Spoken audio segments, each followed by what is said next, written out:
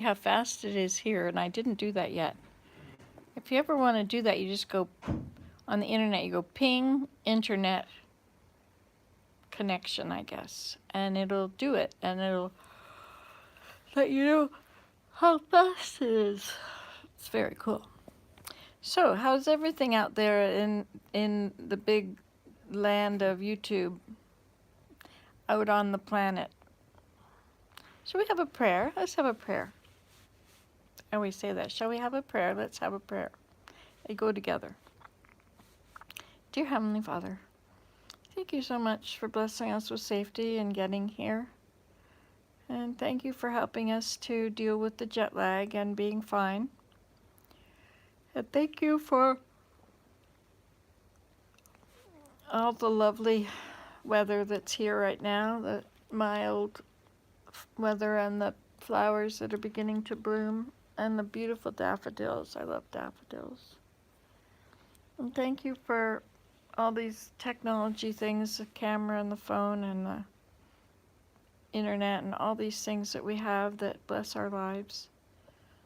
And thank you for letting us learn new things. I really like learning things. Please help me with my Dutch. Help me to pronounce things better and to understand more words.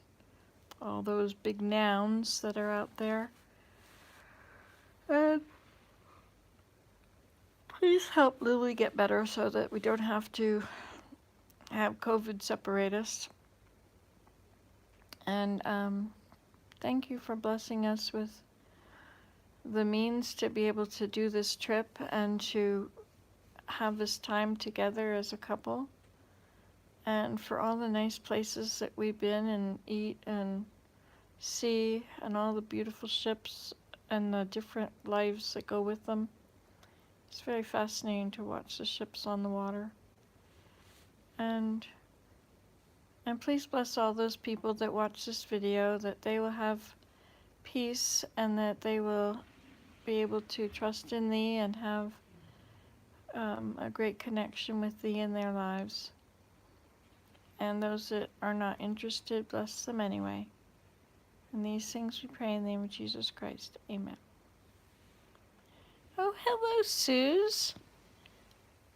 Oh, Regina's there? Oh, hello, Regina. We did make it, and jet lag is okay, not a problem. We took the melatonin on the plane, and then I took a little energy drink. I sipped. Sorry, it's almost bedtime here. What time is it here? Oh, it's 11 o'clock at night. It's time to go to bed. It's past bedtime. Last night we stayed up till about 8:30 or something, and I figured that was good enough for staying up. And then we got up when the sun rose, you know, we stayed in bed till about 8:30 this morning, I guess. And then there was breakfast until 9:30, so I woke Willem up and away we went. Breakfast was quite big and good. It had a selection of fruit, and of course there's the bread and cheeses that are always, you know, that's what they have here for breakfast, the hard toast and different things. But there was also sausages and eggs and bacon and beans with pancakes, I think it was. Pork and beans that had, yeah, I think that's what went together. And they all have these big covered things. You lift the thing and, but you know, everything had one serving spoon. And so every spoon you picked up to serve yourself had been picked up by, 20 other people or more.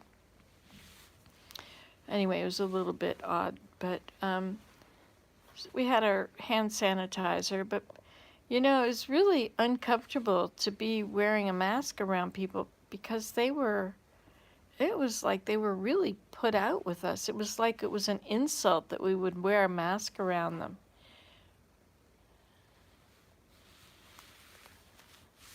Oh, I am recouped. I'm fine. So we don't have jet lag because we if you stay up until bedtime and then sleep for the whole night until the regular get up time, the number, not the regular feeling, but the number on the clock, and then you don't have jet lag. It's great. So I'm over it. Coming home is hard because you get home and you have to go to bed early. And when you have to go to bed earlier, you can't fall asleep earlier. So that's hard. So when you go east, if you take melatonin and just stay up until it's nighttime there, till it's bedtime in the destination, then you've been up a long, long time and you're tired, so it's easy to sleep.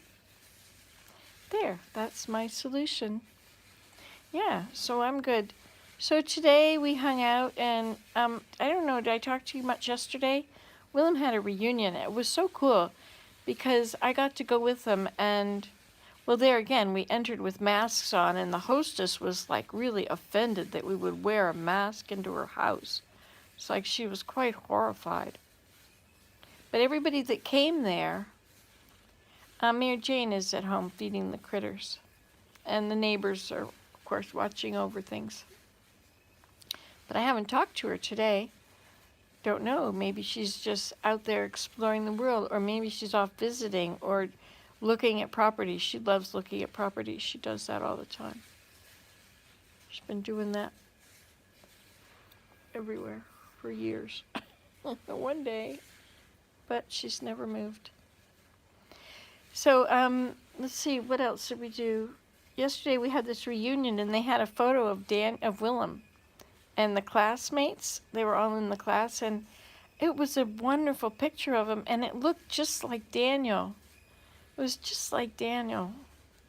Unbelievable. It's interesting that Daniel looks so much like Willem. Abraham doesn't look like Willem, but Abraham and Daniel, we used to get them confused all the time. If they were sleeping, we could never tell who, well, you could always tell which one was Daniel because he had very round cheeks, just like Willem, very round. And Abraham looked just like Daniel when he was asleep.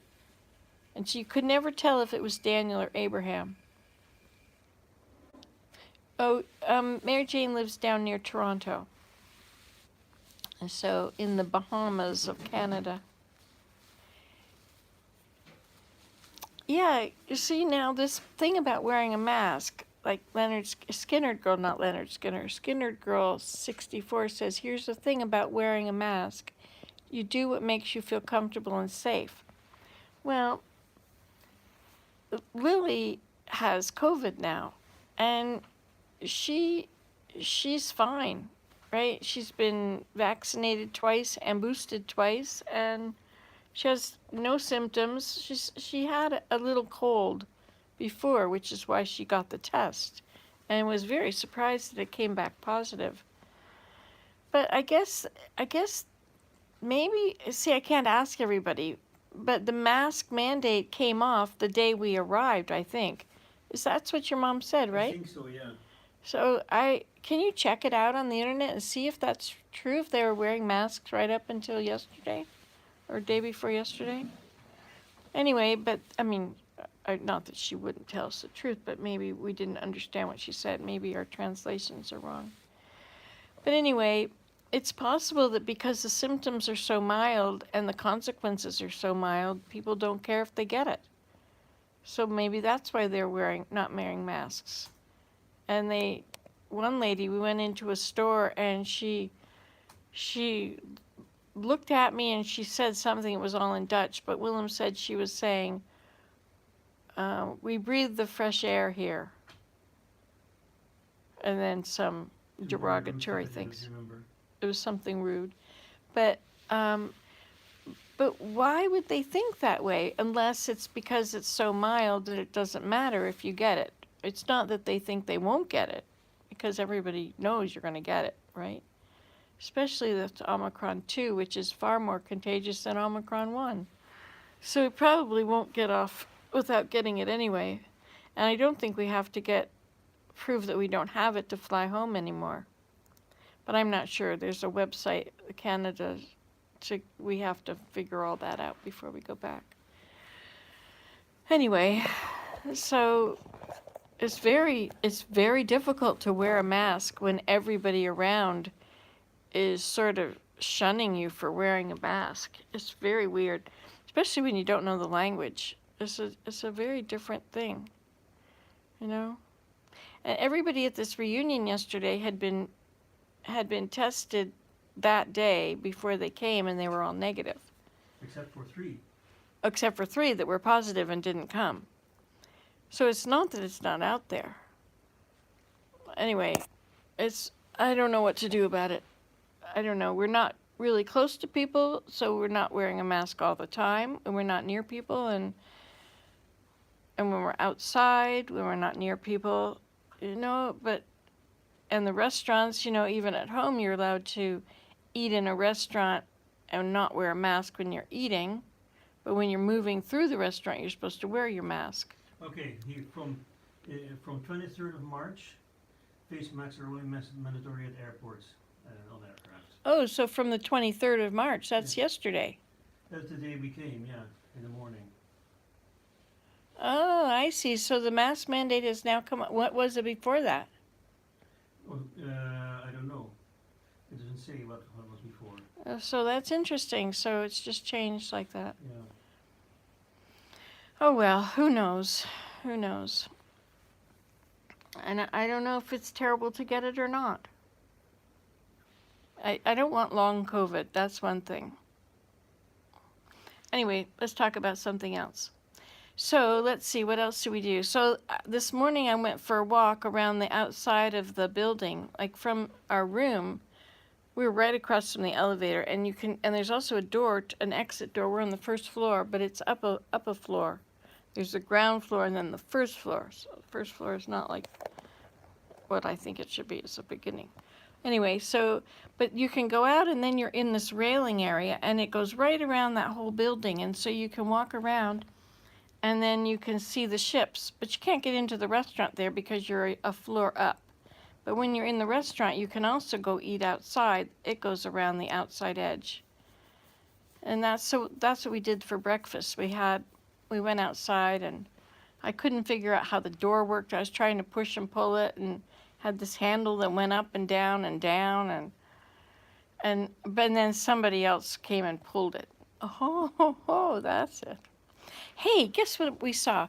There was this lady sitting on a blanket. She was from Turkey, and she had her head covering and all that. I guess her head covering was black, and maybe her outfit was black. You know, what is that thing called? Not a burqa, that covers your face. It's I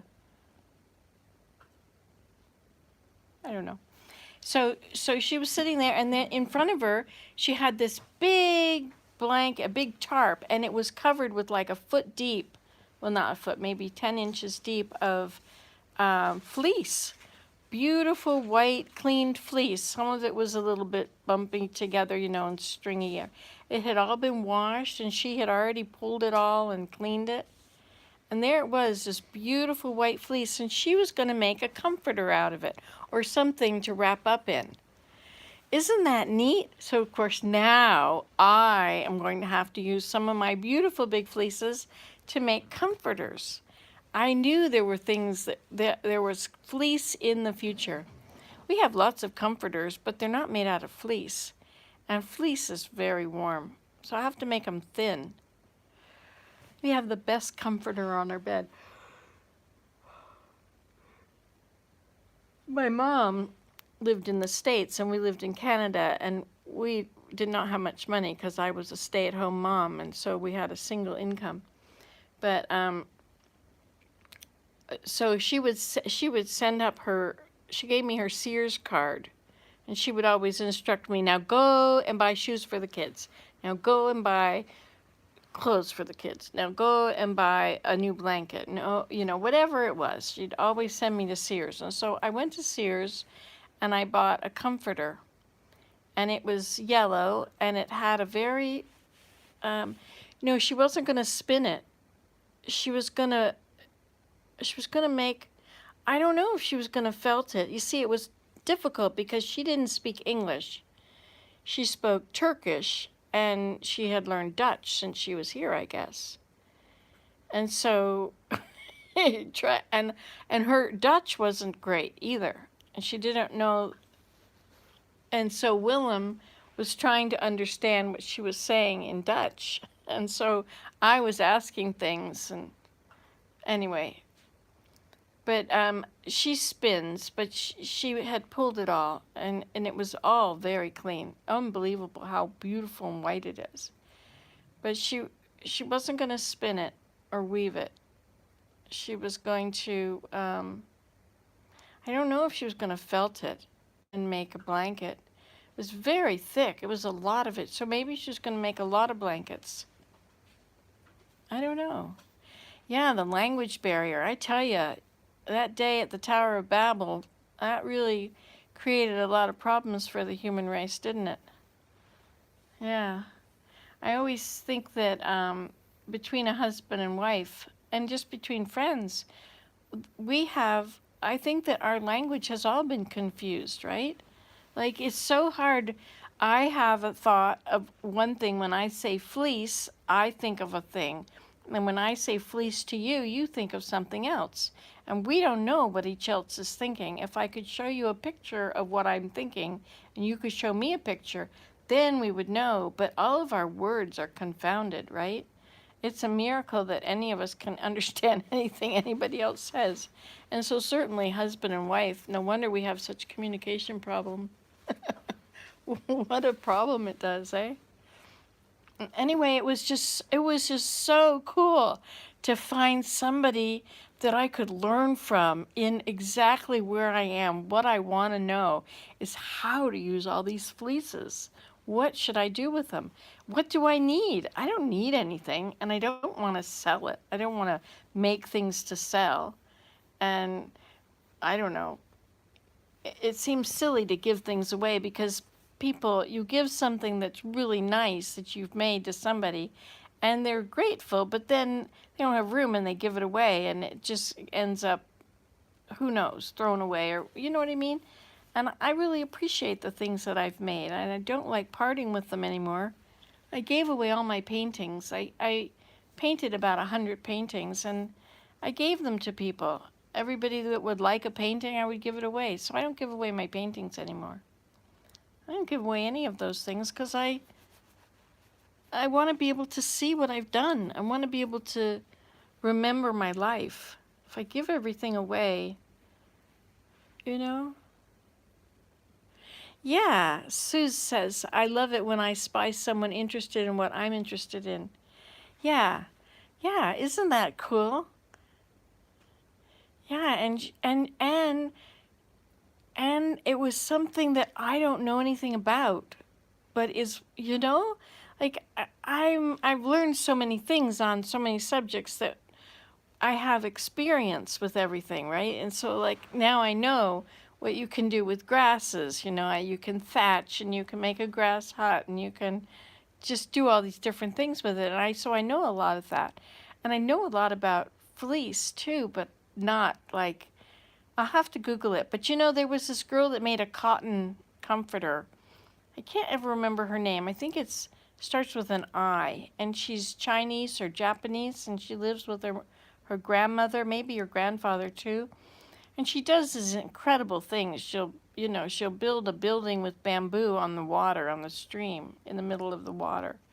And but I told you the other day, she'll take like cotton seeds and she'll plant a big patch of cotton or rice, and and she'll transplant it all, and she'll tend it and she'll harvest it, and you're seeing all these things that she's doing with it. She picks out the seeds. She doesn't have a cotton gin. Cotton gin takes the seeds out of the cotton and bales it up. Well, she picks through it herself, and then she does all those things you have to do to it, and she makes a blanket out of it, a comforter. Isn't that cool? So there's a lot you can, Liziki or something, maybe it starts with an L. But she's so creative. She does everything. I remember watching her grow soybeans and then make miso out of it. Like, who makes miso? Miso sauce, like soy sauce? It's different than soy sauce. But all these many things, and she'll use them, and she'll make a meal of it, and then she'll serve it to her grandmother. And you've seen her do it all the way from the very beginning of the process. Anyway, it really stirred my heartstrings to see this huge it was flat. It was on a tarp, and it was like 6 inches, 8 inches, 10 inches deep. It was really fluffy and white, and it was in the sun, and she'd laid it all out to dry. And later, when we came back to the hotel, we passed her again, and this time the fleece was on there, and there was all this fleece that had blown all over the yard, and she was out there with a big bag picking it up and putting it in. I felt so bad for her. I wanted to go out and help her with it.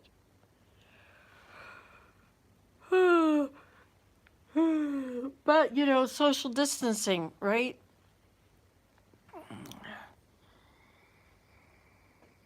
Oh, well. Anyway, I'm sure she's done this before. I wonder where she lives, why she was on that piece of property. I wonder if she was part of the hotel or if she lived in one of those apartments. And where did she learn how to do this? Like, I would love to have a conversation with her, right? There's so many things I could learn. Maybe I'll see her again. Wouldn't that be fun? We'll see. She asked me if I spin.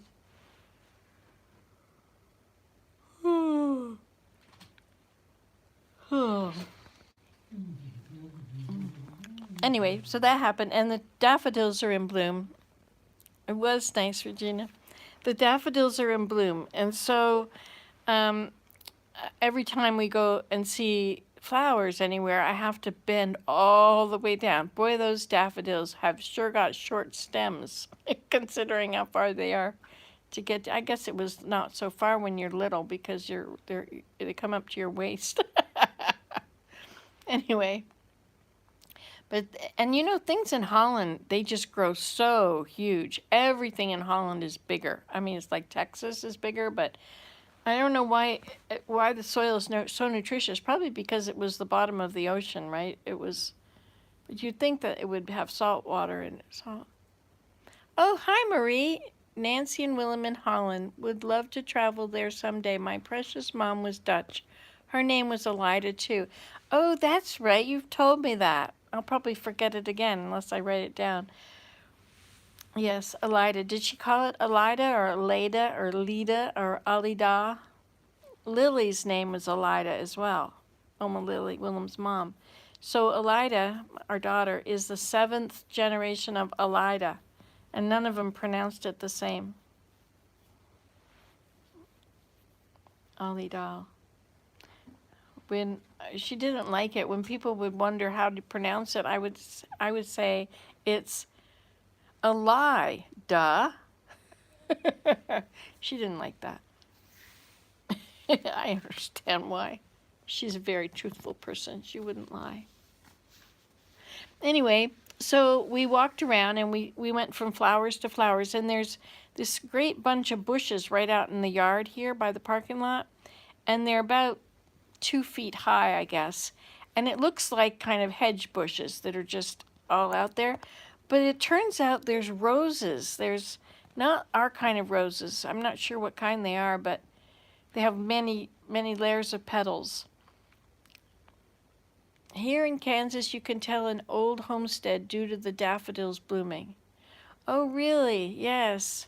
Yes, in Canada, too, when you see daffodils or peonies, mostly those, and sometimes asparagus, you can tell that there used to be a farm, a house here, you know, where it's not there anymore. But here, everything is so old. But it doesn't look old. But you know, the roads are made of brick. Not all the roads. Brick and cobblestone. So the cobblestones are about 4 inches square blocks.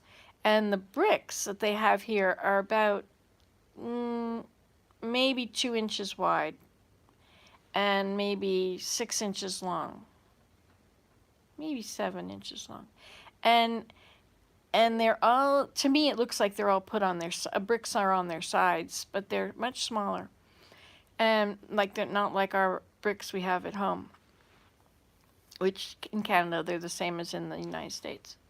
I don't know what they're like in other countries, but anyway, but the bricks here, they're all, the edges of them are worn and chipped, and they've got grooves in them, and sometimes the groove in one brick it goes along with the groove in the next brick, like, you know, water has swirled around with a pebble in there, you know, and made a hole.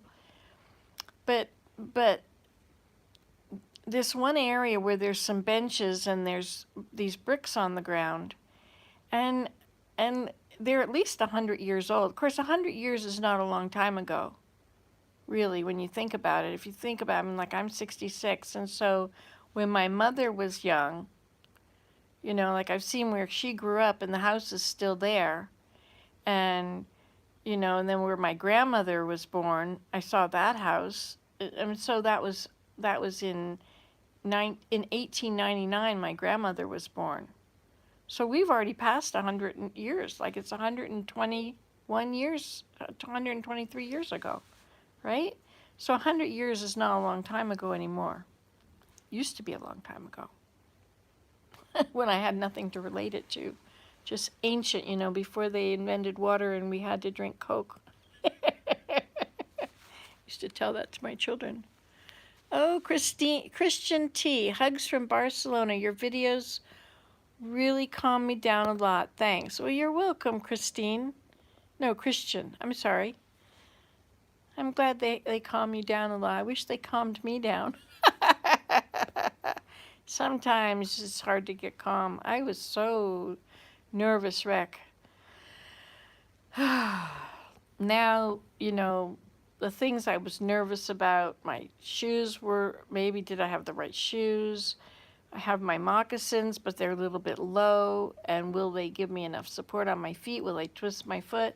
And I have these rubber boots, which are about this high, and will there be puddles, and will I get wet? But at least, you know, I think it's okay.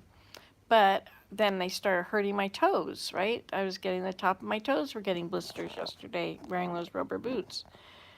And my socks didn't fit right. You know, and it's so hard to plan and make it all perfect. I suppose if you have an endless supply of money and you have the right stores, you could just go buy everything you're going to need and have it all perfect.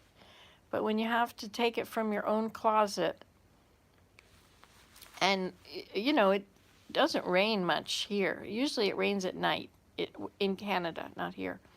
But most rainstorms are at night. And sometimes if it rains all day, it's not very normal. I mean, in the summer it'll rain in the evening and then through the night, and sometime in the autumn it'll rain all the time sometimes. But then we have a whole 6 months where it never rains at all. You don't ever have to worry about wet feet. It's awesome. Or getting rained on and all the things that are left outside that get wrecked in the rain. Snow doesn't wreck things. Snow is great. You brush it off. It turns to ice, you chunk it off, you know? But it doesn't ruin everything. You have to, it's when it turns to rain and to water, that's when everything gets damaged. Of course, I guess that's not completely true because there's always exceptions to everything I say. And sometimes I'm just plain wrong.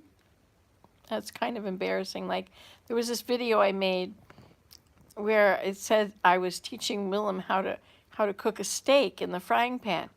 Well, the comments I got, I never read the comments. Well, maybe I did, but I didn't answer them and I don't remember them. But they were comments like, you don't keep turning it over every minute. You leave it on one side for a long time and then you turn it over, and that's way too rare. And I guess Willem was there. He must have been filming it for me, and they were saying, boy, he sure doesn't like poor Willem. He's so good to you. He provides you with all this wonderful stuff, and the poor man's going to starve to death.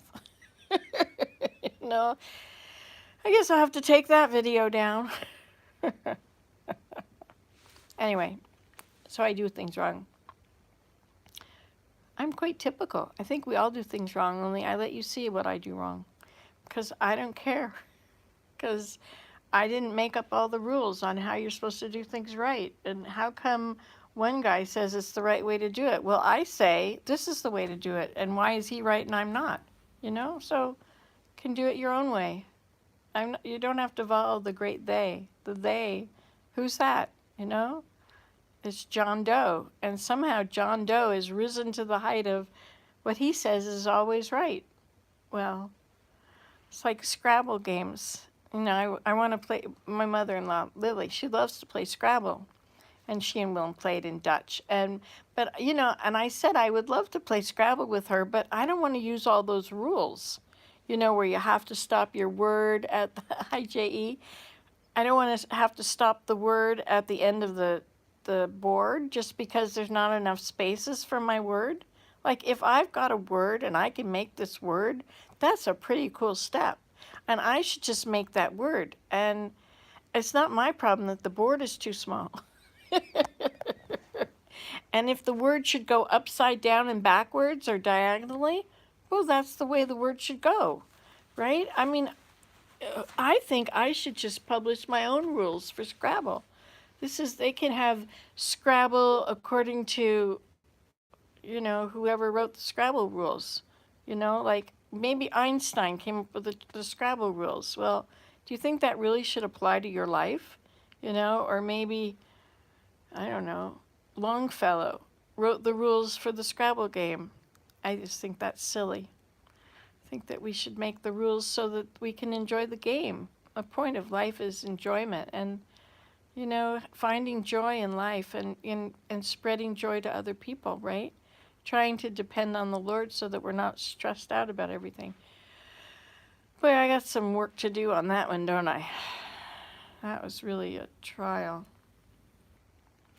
Getting ready to come here and worrying about getting COVID and worrying about the clothes and not too much and not too little and the right temperature. And these corner seasons are hard, right? Because the temperature is hot in the day and cold at night, you know, and if you sit in the sun or if you go for a walk in the evening or if you're going to be out all day, and that was the way it was in Vancouver. You had to take all this stuff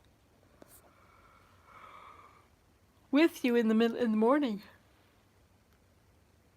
You know, this is the first trip that Willem and I have been on together where we stayed in a hotel and we weren't on a press trip, where we were just funding it ourselves and we were, you know, we don't go to Holland and we're not by ourselves. We always go to Lily's and she's got a car and we drive all over the whole country. And you know, I said before, I've been to all the cities where Willem grew up. His father was in the Air Force, so they moved a lot. Except that those people he met last night, I guess he lived in that place for 6 years and then he went away for 1 year and then he came back for 6 more years. So he got to have a lot of his growing up with these same 15 people. And so that was really cool that they could be together. And he played his Valentines for them, well, just one. He wrote this piece. It's called Valentines. And he wrote it for me. Guess he had to dedicate it to somebody, and I was convenient. I think he had the music in his head.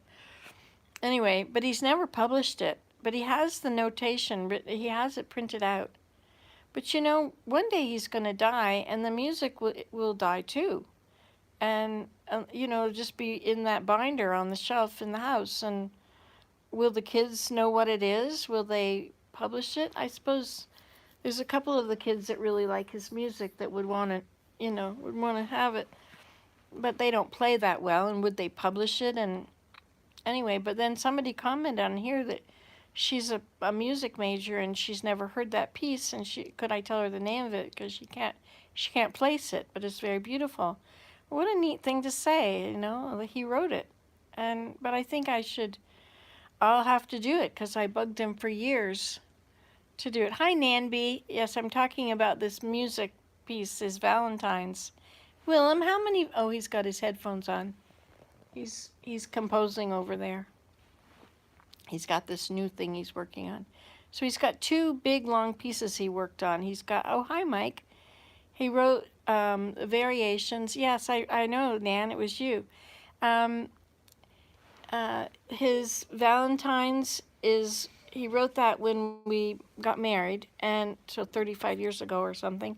And then he wrote one before that, which was the variations. So it's variations on a theme by William Byrne or something, Robert Byrne. Anyway, there's a theme piece of music. And so all the variations come off that. And it's quite a long piece, and it's 20 minutes long, I guess. And it's very complicated. So many of the variations, he has a very hard time playing them. And he would practice and practice and practice one piece, and then finally he would record it. Then he figured out he could do an MP3 file, and so he could just do it. And, and then he sent it to his mom and his aunt. They really loved his music. And it's interesting, when I married him, his mother would hum along with him when he would play. Not like his variations. She didn't know them at the beginning, but she learned them soon enough. But she doesn't have a piano, so Willem can't play for her. But there was a piano at the reunion last night.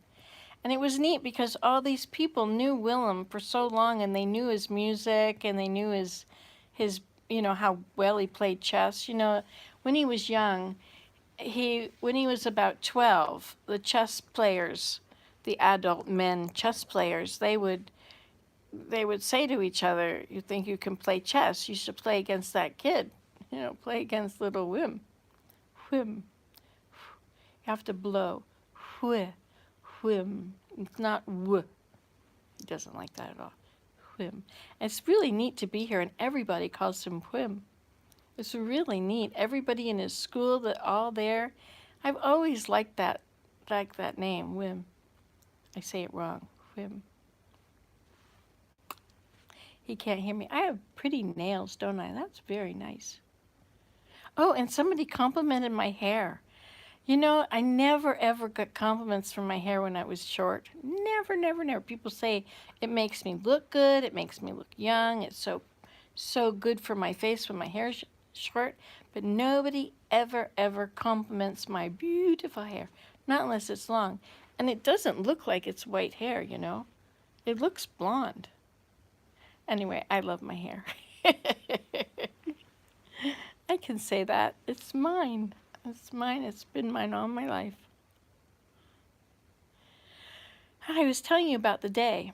And so Lily, her apartment building is right beside this hotel. And so there's this big area in the back of it, and then there's the river.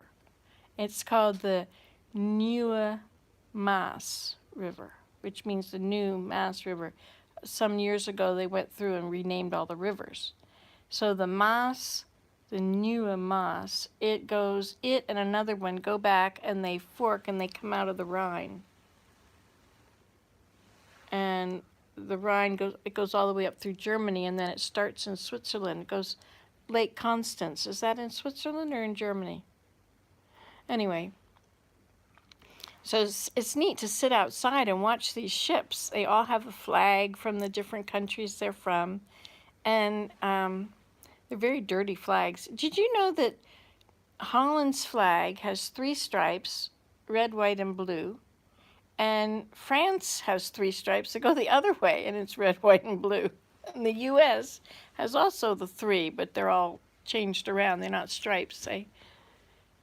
Anyway, I thought that, like in Canada, they have these hockey teams, and there's the 2 teams. They have there's only 10 provinces and maybe 10 big cities, and there's 2 of the hockey teams have the same name. Can you believe it? What is that name? He's busy. I can't ask him. Whatever it is, it is. I thought, well, and they've got these stripes. Why can't they come up with different colors?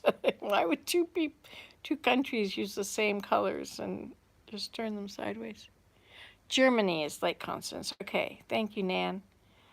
Yeah, it's interesting to be here and hear your comments about one person lived here for 4 years, and someone else was in Amsterdam 10 years ago, and somebody else is going to go to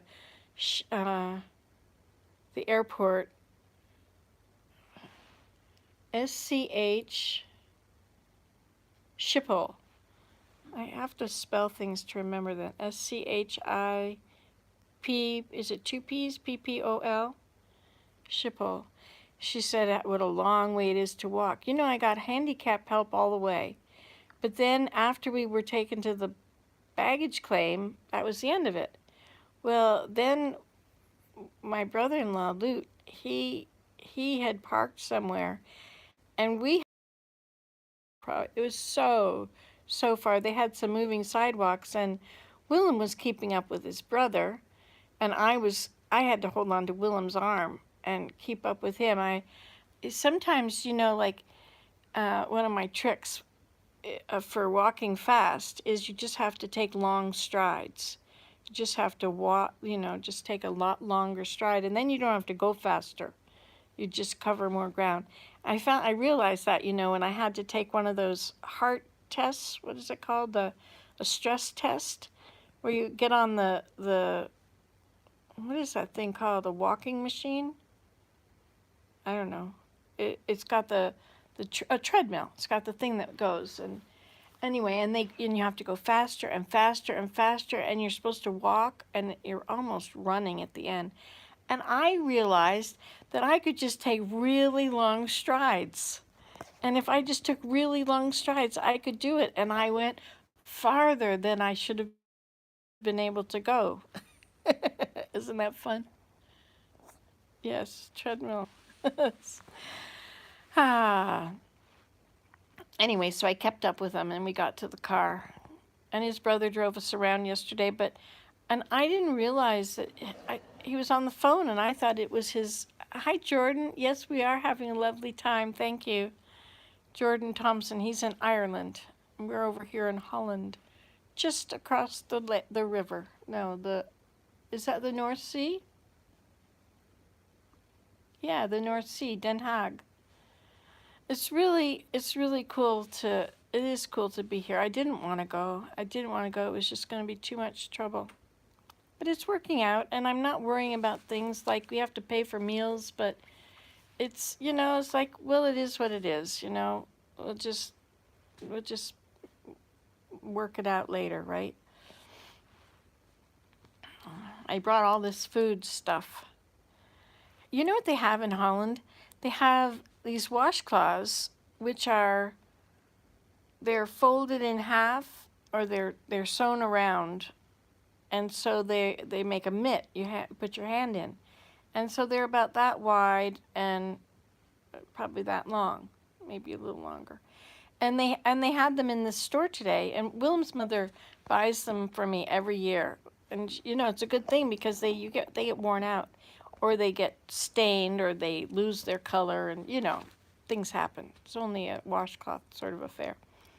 Anyway, but they had pink ones today, and I never saw pink ones before, so I bought this whole stack of 12 pink ones. I have this little basket on the back of the toilet, which is about exactly as wide as it needs to be, and about as long, not quite as long. And so I stand them all up in there. Sometimes I would roll them up and stand them up, like when we were on press trips. We used to go to really fancy hotels, and they always rolled up the towels in the bathroom. The public bathroom, you would find rolled up towels, and you would select a rolled up towel, and then you'd use it, and then you'd drop it in the laundry bin, which was a basket lined with some linen cloth or whatever it was. Oh, did I tell you about the beds here? Look at this. This is oh, that's my hand. These beds have comforters that they just barely cover one, and the beds are two beds, right? And they're each quite narrow. People are not very big in Holland.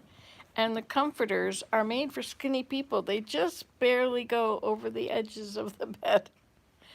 Unbelievable. They need to make some out of that fleece. What is the weather like? Well, it was a beautiful day today. I think it was 10 degrees when we got up, and it went up to 18, and I'm not sure what it is now. It was windy in the afternoon. It started to get windy and blow that lady's fleece all around. But, and it started to get chilly. This is what I wore, and I had to take my sweater off when we were at the benches. Yeah. So Willem's mom met us at the bench, and so she sat on one bench and we sat on the other bench, and she was over there with her mask on because she tested positive, but she has almost no symptoms. And so we were on this bench, and so none of us can hear very well, and so we were trying to talk loudly enough that we didn't have to take our mask off.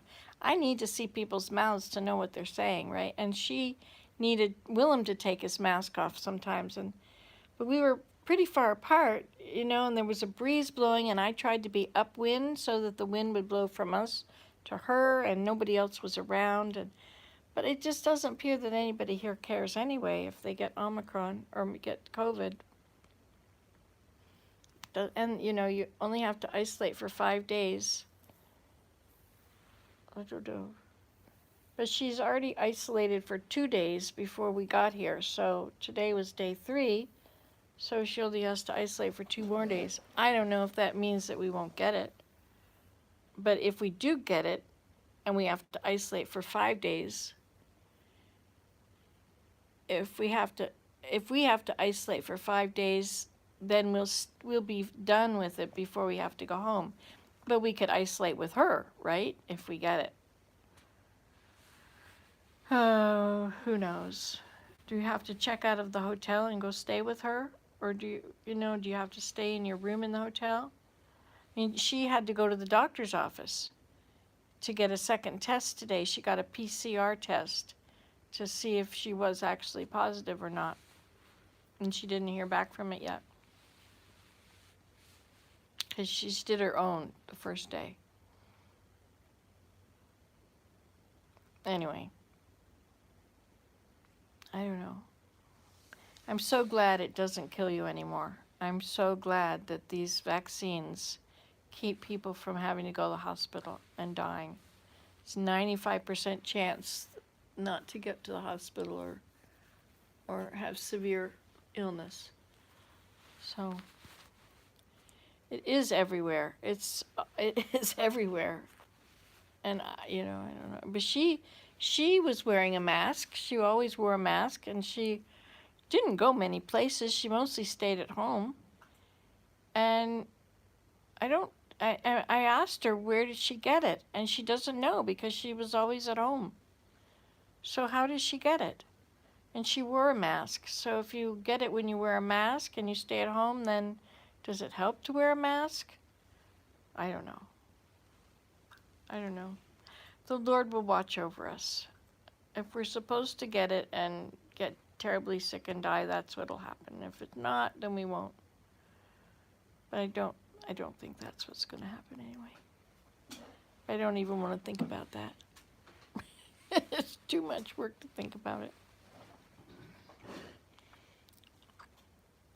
Everything here is so small. The elevator, I suppose if you squished as many people as you possibly could. Well, yes, we've been wearing the N95 masks. So that's pretty good. It's really hard to be around people that look at you with disdain. It's really like you don't want to go. I mean, the rejection like that is, well, they say that when you're rejected, it fires the same part of your brain as when you're actually hit. You know, it's a very weird thing. It's very uncomfortable.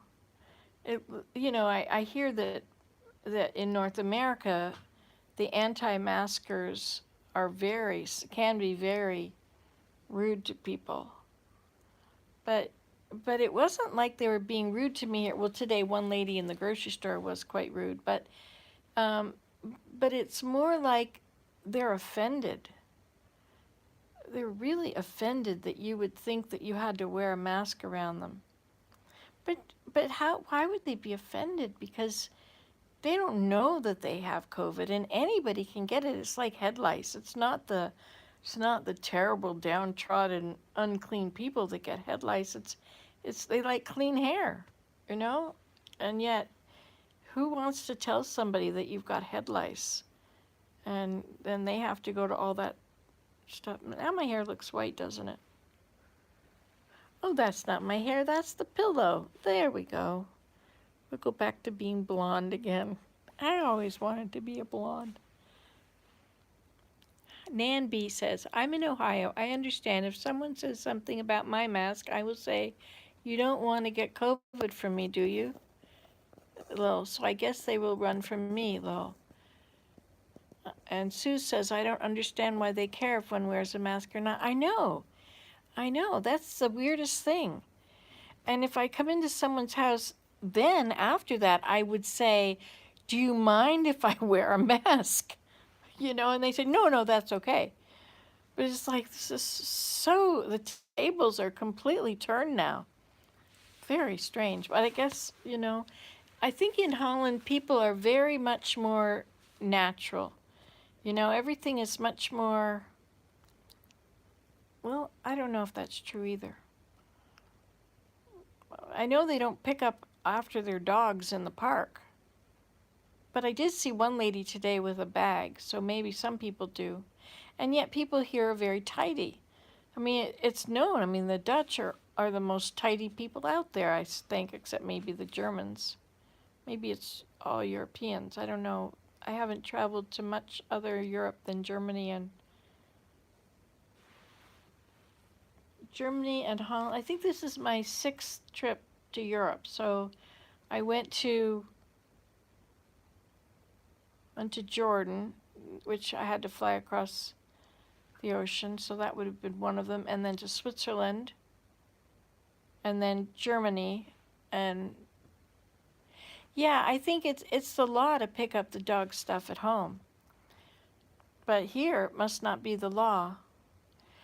But they are certainly rule followers, you know, like if there's a rule against something, they don't take kindly to people breaking rules. It's very interesting. Such a different kind of personality.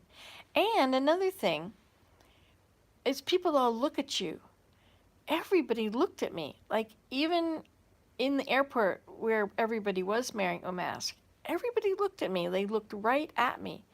I'm not used to that. People don't look at you usually. Like people that are going to say hello look to you, at you. But people don't generally just look at you when they go by. And I thought, well, what is it about me that they look at me for? I notice that sometimes at home, like when I'm driving, and sometimes people would look at me, and maybe it's my hair. Maybe old people with white hair have it short, and that's different. Maybe I smile, and that, I don't know. But also, I found that like in Germany, everybody made eye contact. Everybody looked you right in the eye, and they were all quite serious, you know. Nobody seemed to be like happy-go-lucky. It doesn't seem to, I didn't see that at all in Germany or even here. But in Germany, they all look you right in the eye. But then they're so private. They put up these huge hedges. The roofs come way down, like a meter from the ground or 2 meters from the ground, and not 2 meters, 1.5 meters from the, anyway, so the hedges come up, so it's like privacy is at a premium. Maybe it's because everybody looks in each other's eyes that people finally want some privacy from each other in their homes. So,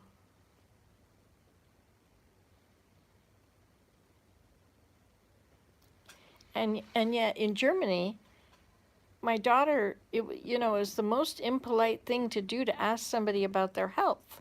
How are you feeling? You know, are you better now? Are you feeling ill? Would you like to sit down? You know, it's like that's very private. You don't ask about somebody's health. I think that's, well, you know what I think of it. I'm North American, right? I think that we care about each other. Yeah, follow what you believe. Oh, are we lagging again? The lagging is very interesting. I don't know how long the lag is here. But I'm using Wi-Fi. If you use data and not Wi-Fi, it's $14 a day. If I leave Canada and go into the United States, it's $7 a day. But here it's 14. It's just going to add up if we're here for 17 days. So today I turned it off outside. I put my airplane mode on, but I have Wi-Fi in the building. So I wasn't going to make live videos as I walk around. I'll just make live videos in the building, lying on my bed. Here is the bed. Yes, I like Scrabble too if it's easy. And if you get to pick your letters. If you get to use my rules. But I'm not very good at looking at disconnected letters. Yeah, this is a very nice place. So we stay here for 3 nights. So this is our second night. So tomorrow we'll be here again. Oh, and you know what I did? We went to that store and I got myself a sketchbook. Where's that sketchbook here? An art journal. And I got myself a box of pastels. They were $1.99 or €1.99. And for us, that's a euro is about $1.30. So I guess the euro and the US dollar must be about the same.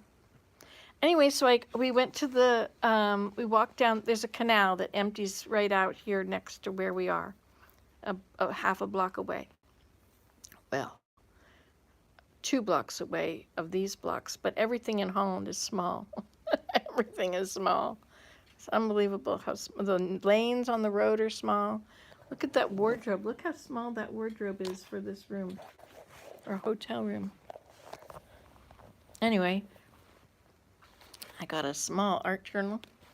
So we walked up there by this canal, and I painted, or I tried to make some oh, you're leaving tomorrow morning, Florida.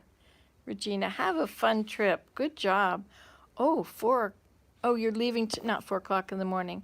I'm leaving for Florida early tomorrow morning. Yes, those early mornings are really difficult, don't you find? I find it so much easier if you just start at the usual, wake up and then go, with your 4 older grandkids. That's going to be great. Playing Wordy on the internet, Wordle on the, Lemmings is good too. I like Lemmings. There was another one, this word search. No, it was, you get this circle and it's got 5 letters in it and you have to check out which, you have to make all the words. And sometimes I'll get these, and you've got to fill out a little crossword puzzle with all these words. Yes, this should be fun, Regina, with 4 grandchildren. Can you imagine riding in a car with 4 grandchildren? That would be a great thing. Being a grandmother is so much more fun than than a mother. Motherhood was awesome. I think I was a pretty good mother when my children were little. But once they were bigger, once they became teenagers, I don't think I did a very good job anymore. I think I was too freaked out by their behavior, which was all very normal behavior, and my behavior was probably no better. Anyway, I didn't do a very good job then. And so I have little grandchildren now, which is still that same age where I love all that. I love little grandchildren. I hope I'm still a good grandma when they became teenagers. Well, you see, I've learned so much now. I've learned all the things not to do with your teenagers, all the things not to correct them about. You see all the pitfalls, right? You can see the future a lot better than they can because you've been there.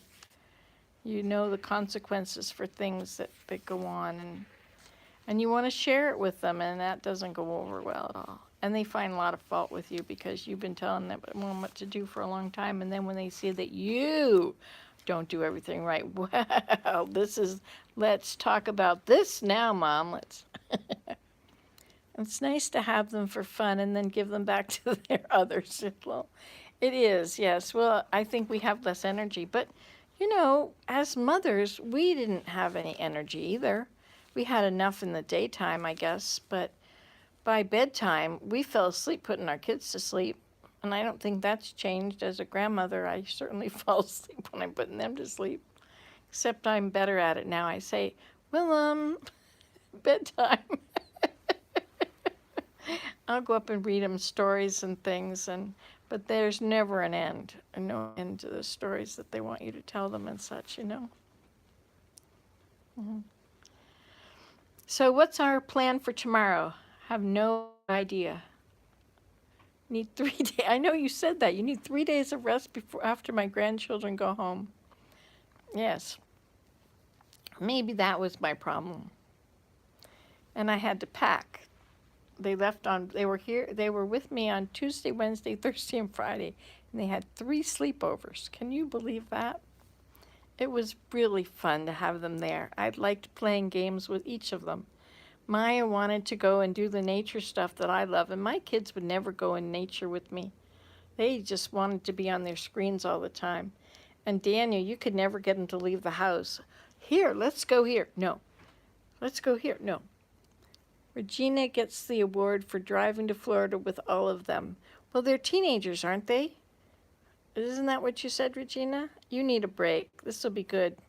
And Florida, I haven't been there for a long time, but when I went years and years ago, there were all these hammocks, these little areas and it was marsh in between the hammocks. And now they've drained it all.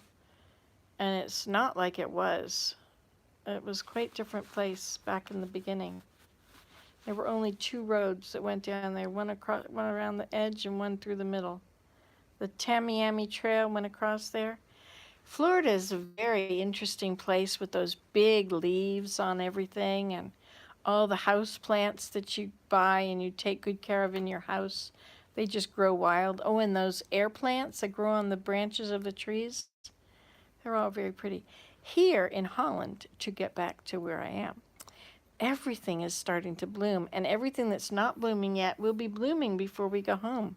So right now there's blooming crabapple trees and the forsythia, all the forsythias in bloom, and these hedges with roses in them, and the tulips are supposed to be in bloom. It's the beginning of the tulips, but it's too far to walk, but we can use Lily's car. So that'll be nice. She's 96. And she is so fit. I mean, she just, of course, her walk, she needs a walker now, but she, like her face, she looks so good. She hasn't changed a bit. She doesn't look older, you know?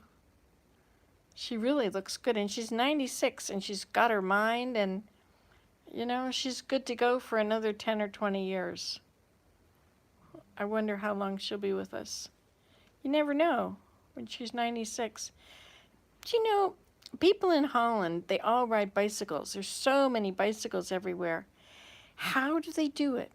Don't their knees hurt? Like, they eat so much cheese. They eat bread and cheese, but they eat good food. They don't eat packaged food much. There's not a lot of that in Holland. I suppose if you look in the grocery store, you might find some, but not like in North America. And there's no fat Dutch people that I've seen. Maybe there might be, but food is not the most expensive thing here. Like, to get healthy food, same in Germany. I suppose if you never stop riding your bicycle, but I would ride my bicycle, and my knees got so bad I couldn't ride it. I couldn't walk when I rode my bicycle. That was after I had gotten a divorce and I went back to university in Waterloo in Canada. And I rode my bicycle. But then I couldn't, my knees. There's one spot where your knee opens at a certain point, and when it was open it was fine, and when it was closed it was fine, but there was one place that would really hurt when you bend your knees there. Anyway, and so I had to stop riding my bike. But how come they don't all get bad knees? The things that hurt my knees are dairy products. If I eat cheese or milk or yogurt, my knees go click, click, click, click, click, click, click, click all the time, but they never, they're okay. I can feel a little click or a little roughness, but they don't make noise. But if I were to eat dairy products, noisy knees, and then they start to hurt. I think that's because calcium contracts your muscles. Magnesium releases them.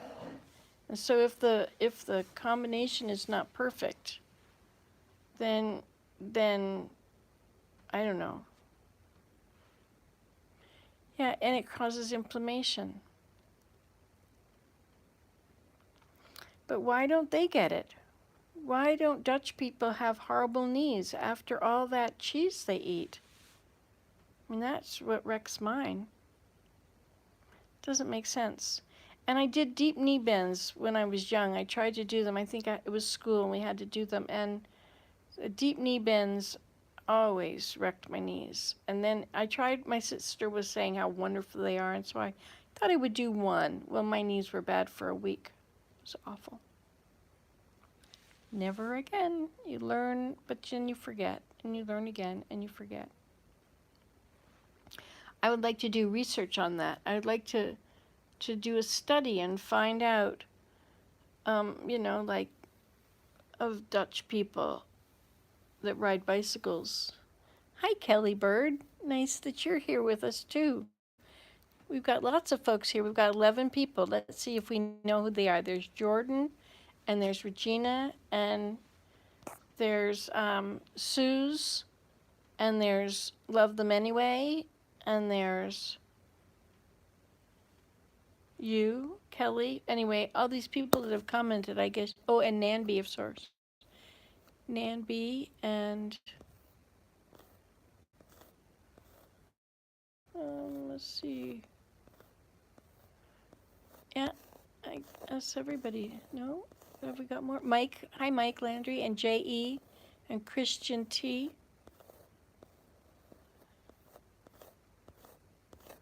And Skinnerd Girl 64.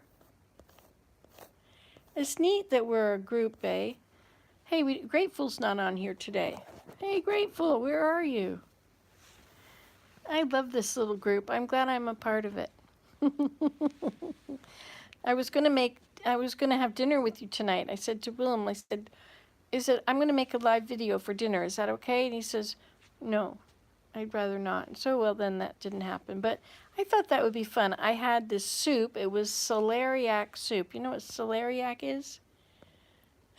I'm so glad you... Oh, hi, Corrine. Nice to see you. Boy, this is great. Yes, you're all having fun on my trip. Yes, I try and bring you along. It's great. It really helps me, and I don't know, I like sharing all of this because not everybody can do all these different things. You know, there's a lot of things I would like to experience that I'll never do. And it'd be nice to go with somebody else, on this way. Anyway. And so for dinner, we had celeriac. It's a big round thing that tastes like celery. I grew it in the garden one year. One year I grew everything in the book. I got all this. It cost me $80 for all the seeds from the entire catalog, not all the varieties, but all the different foods. So it was celeriac soup, and it had almond in it, and it had puffed garlic, but what it really was a soup that was kind of thick, not very thick, but not thin. So I'm imagining it had almond flour or almond milk or something, and celeriac, which is very much like pureed lettuce, I guess. It was a pureed soup. And then it had this beautiful green line that went around on it, and it seemed like it was olive oil, but maybe it was almond oil. And it was green. So what was that? Maybe it was the green part of the garlic. Maybe it was, what are they called? Those curlicue things? Scapes.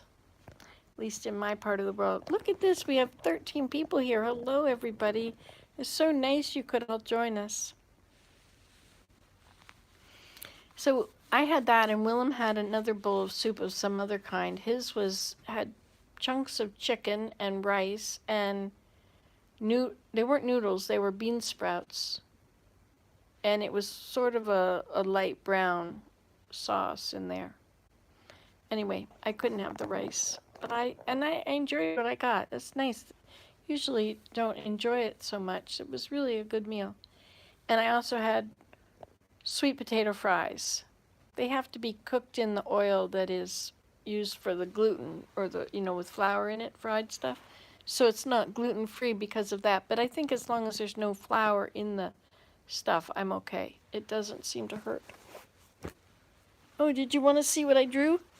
So we went today to the Canal, and yeah, it was very good, yeah. Oh, last night we went to the restaurant and it was 9:30 and we were supposed to be, um, it, the kitchen closes at 9 and I said, oh no. And they said, well, could you just microwave a potato for us? And he says, yes, well, they're rather small. Could you chew each? Okay. And I guess they were already cut and ready. So he just heated them up. Oh, good. Oh, good. You're going to upload videos. Regina's going to go to Florida and upload videos when she gets home. So we had that, and I said, and do you have some vegetables? Did you have vegetables? Yes. Well, could you just microwave some of them too? And he said, I'll stir fry them.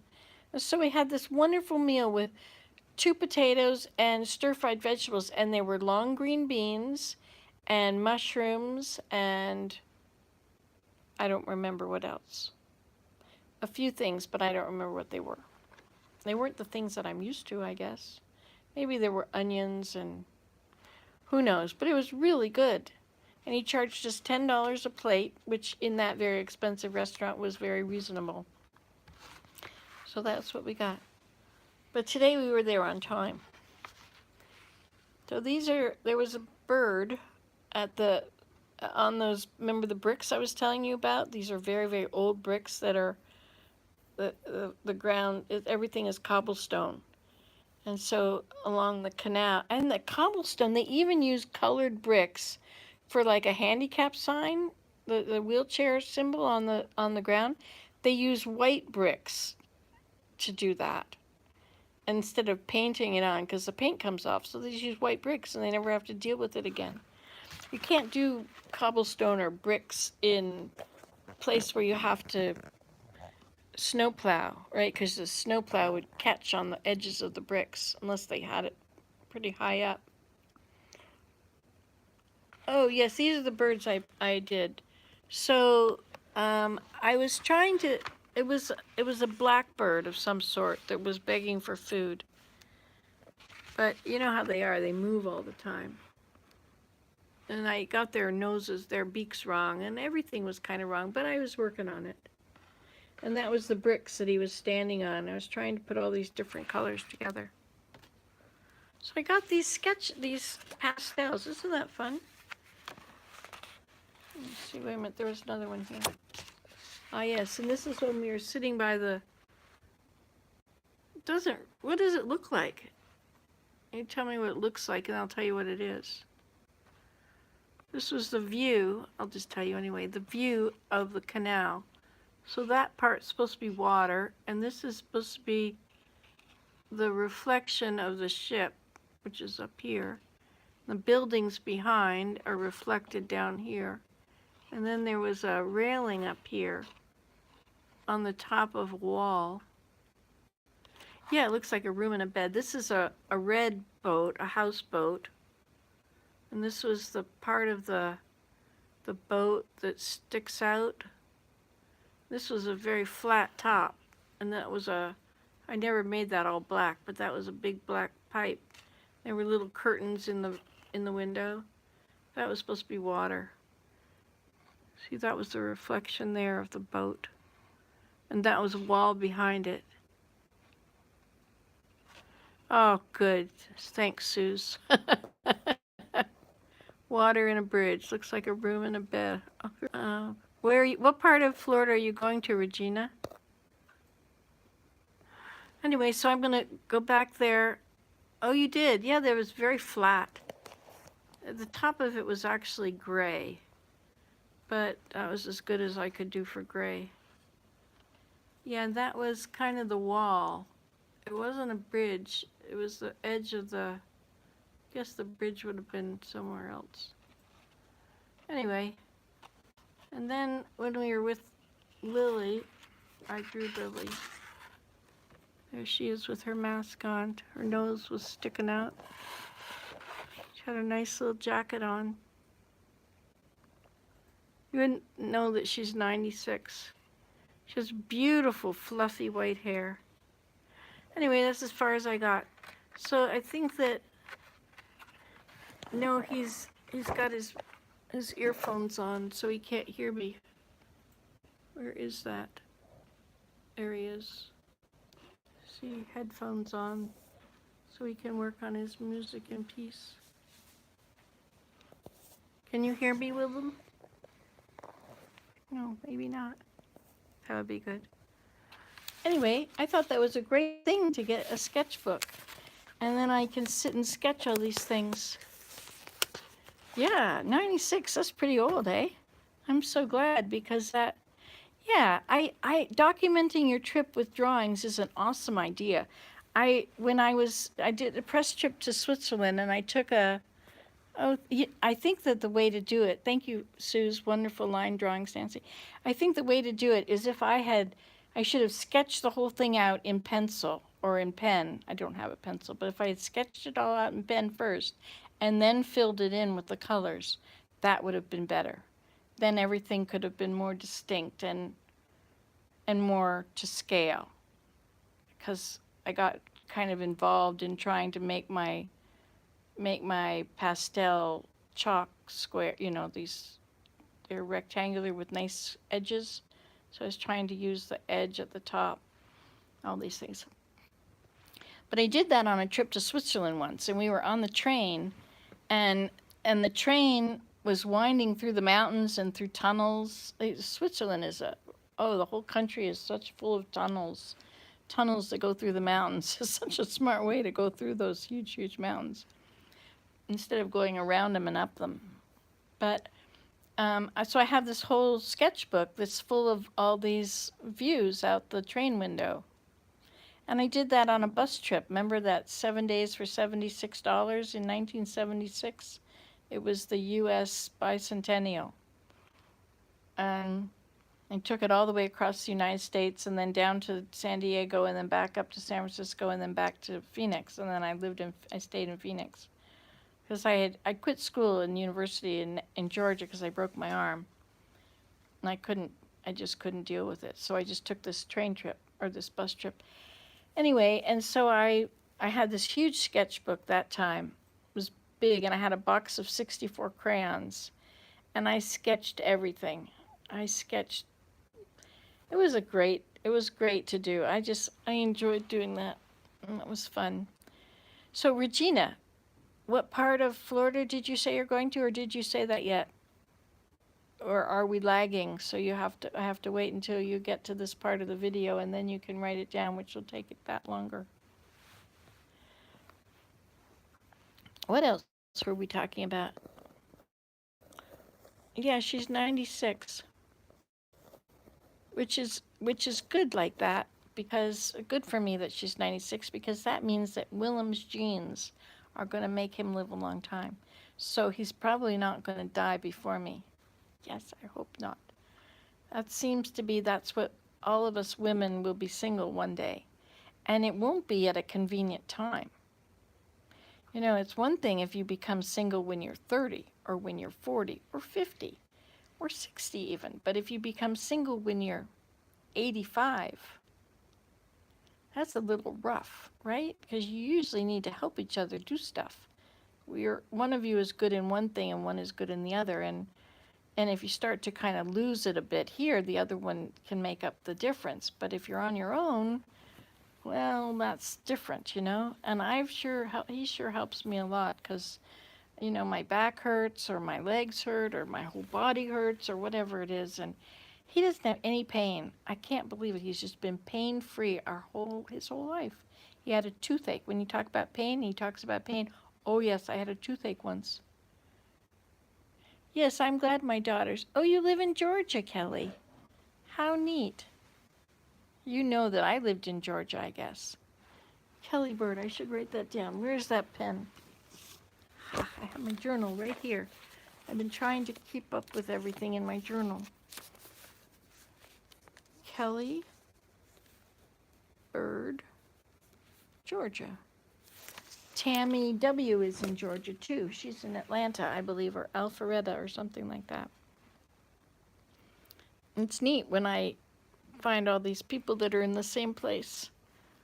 or when I just start to think, it helps me to know where you are because you're the helper in the marriage. Yes, that's good. Yeah, I'm so grateful that he's the helper because helping is not easy for me anymore. But I remember when I had children, and I think we were pushing Elida in a stroller, which is, how many years ago is that?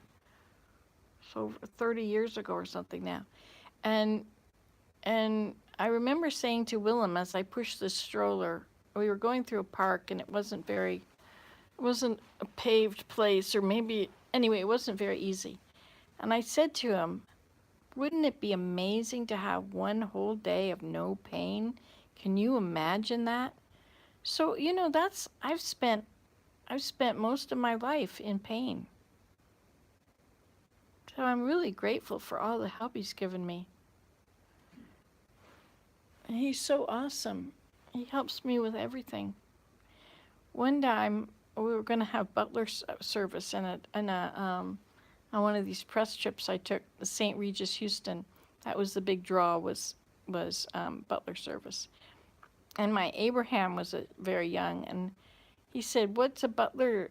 And I said, "Well, what is Butler service?" I said, "Well, if you need something, like he'll fill the bathtub with water for you, and he'll go get you a drink, and Butler would do all the things."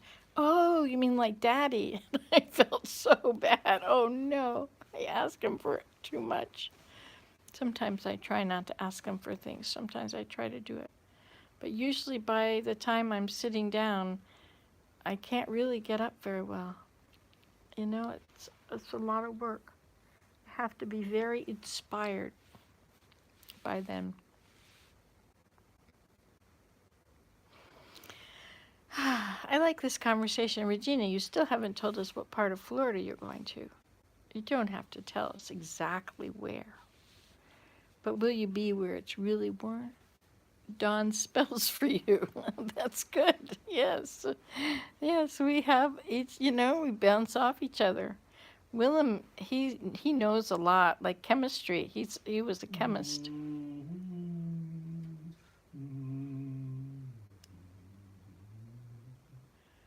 I do most of the cleaning. Yes, I guess I do. Yes. But sometimes he'll do the dishes for me. Or when he sees me doing the dishes, he'll come in and dry them. History and cars. Yeah, it's good when there's somebody that knows the things that you don't know. You don't have to ask Google everything.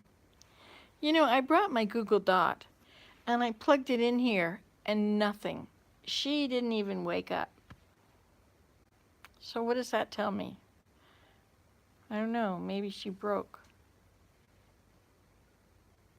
No.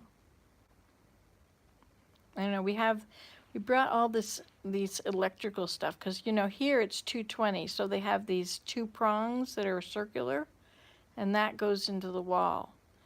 And ours aren't, right? Ours are lines, and maybe 3. And so we brought this big adapter. She's resting.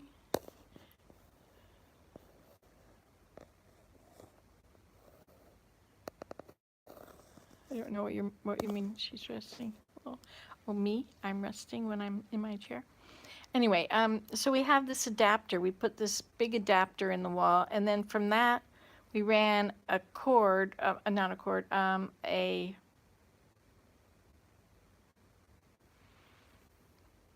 bar. Plug the bar into the adapter, and then everything can go into that, including an extension cord can go into that all the way across to another adapter. So I have, where's my adapter? So there's my extension. This is the way I travel. So I've got my laptop cord, and I've got my phone for my cord for my phone with that thing, and this is the extension cord. And then this one is for my breathing apparatus, and this one is to charge my charger. See, if I'm prepared like that, I don't have to keep unplugging and plugging other things in. Like I have another cord that goes from my charger, which is now in my bag. I guess I should charge it up again. If it's in there.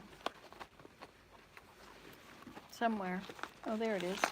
So from my charger, I have this other cord, so I don't have to keep taking this cord that you're plugged in with. I don't have to keep unplugging that.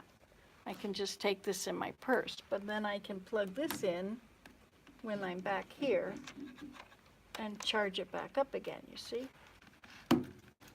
And meanwhile, now Willem has the other bar over there. Where is that? Over there. Somewhere near that light.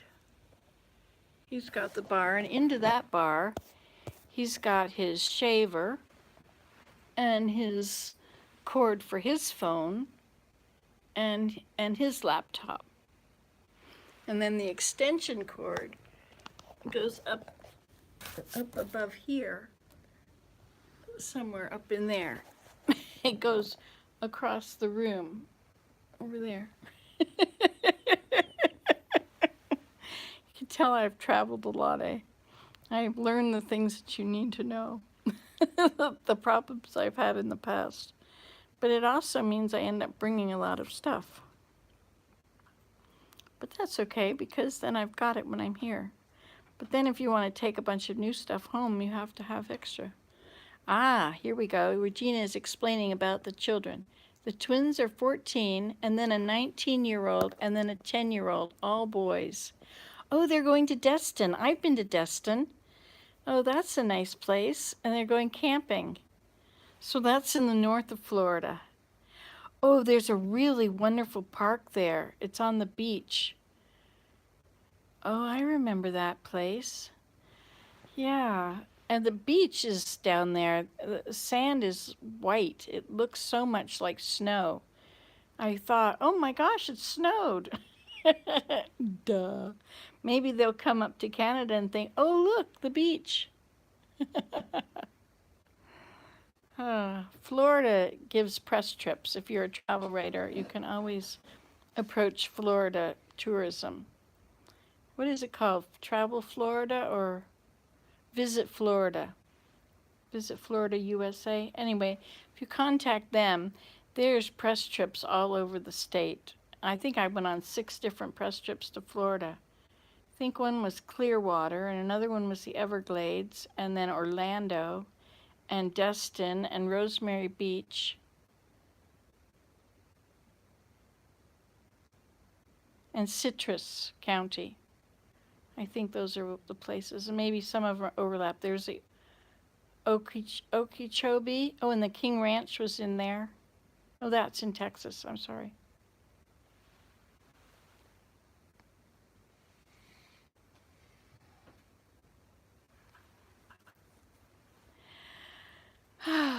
I like talking to you guys. I sure seem to have a lot to say, don't I?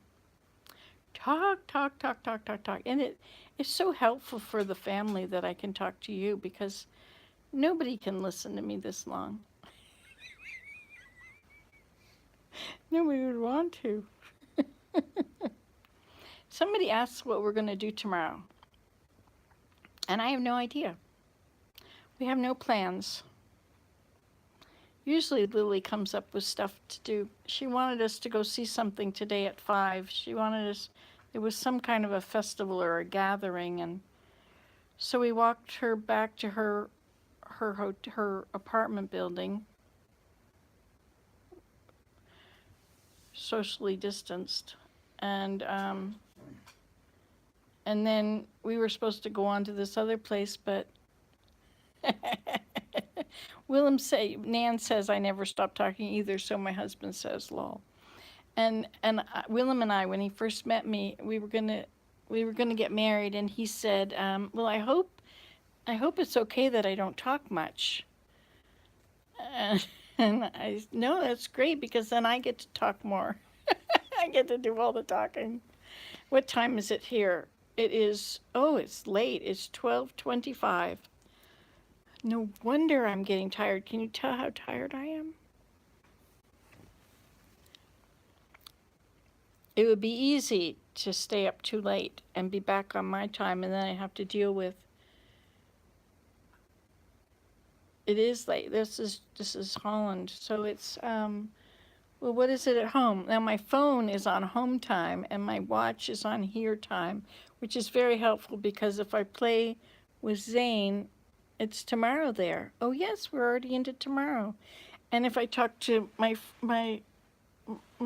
husband's cousin's son, he's in Australia, and he's tomorrow afternoon. He's so far ahead of us. And you know they go to visit Bali, or is it Bali, or is it Tahiti? No, Fiji. They go to Fiji. Oh, it's 7:23 there. Uh-huh. Yeah, it's interesting. Which means that my grandson, who is in... Oh, hi, Carolyn. Well, because Willem's mom is 96, and he used to go visit her very frequently, but it's been COVID, and so between, we have... Anyway, so we're here to visit his mom. But it turns out she's got COVID. And it doesn't seem to be, she has no symptoms, she doesn't feel sick, nothing, so we're socially distancing, but she came and met us at the park bench, and she sat on one bench and we sat on another, and we tried to speak loudly to each other until we ran out of things to talk about and felt uncomfortable having to sit forward and turn sideways. Anyway, so I sketched a picture of her. But I forgot how nice Holland is. I love the language. I really love it. And Willem has been teaching me. Last time we came, I was learning all the things that were written on signs. And so now, Carolyn, are you the Carolyn that's in Belgium? What was Carolyn's last name? Hi, Willem. Hi, Nancy. What have you been doing? Music? Yeah. How is it going? We come through with a little bit of improvement here and there. Oh, that's good. Willem and I once went and sat in the marsh woods with our children. Oh, you're in Massachusetts. I'll write that down.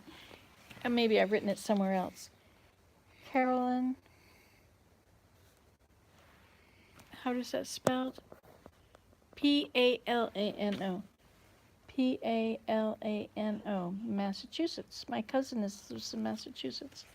Willem and I went and hung out in the marsh woods once with our children when they were young, when we had first moved there, and he brought his music notation paper. He drew his lines and put his staff on and his dots and his...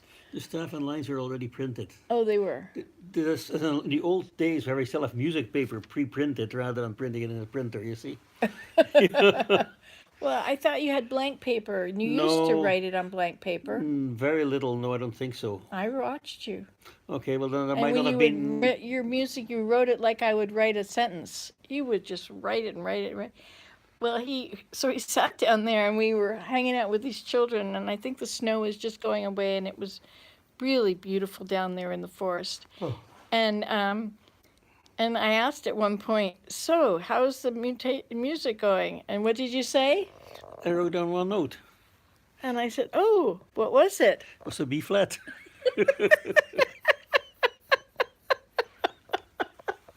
And later, what did that piece become? Nothing. Nothing ever came of it. Oh, dear. I vote for Willem to compose a song for your chat room, lol. Will you compose us a song for our chat room? No. He's busy. But Daniel was learning to play music, and he played for Elise, and he wanted something else to play. Was it, so that's when you wrote for Daniel? I guess so, at some point, yeah. At least he was interested in playing the piano, so, well, yeah. Was it before he did for Elise? Or after?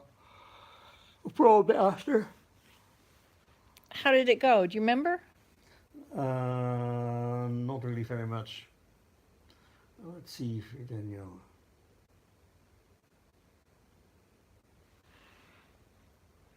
A little bit, yeah, but it's kind of Hard to say. I'm not going to sing it.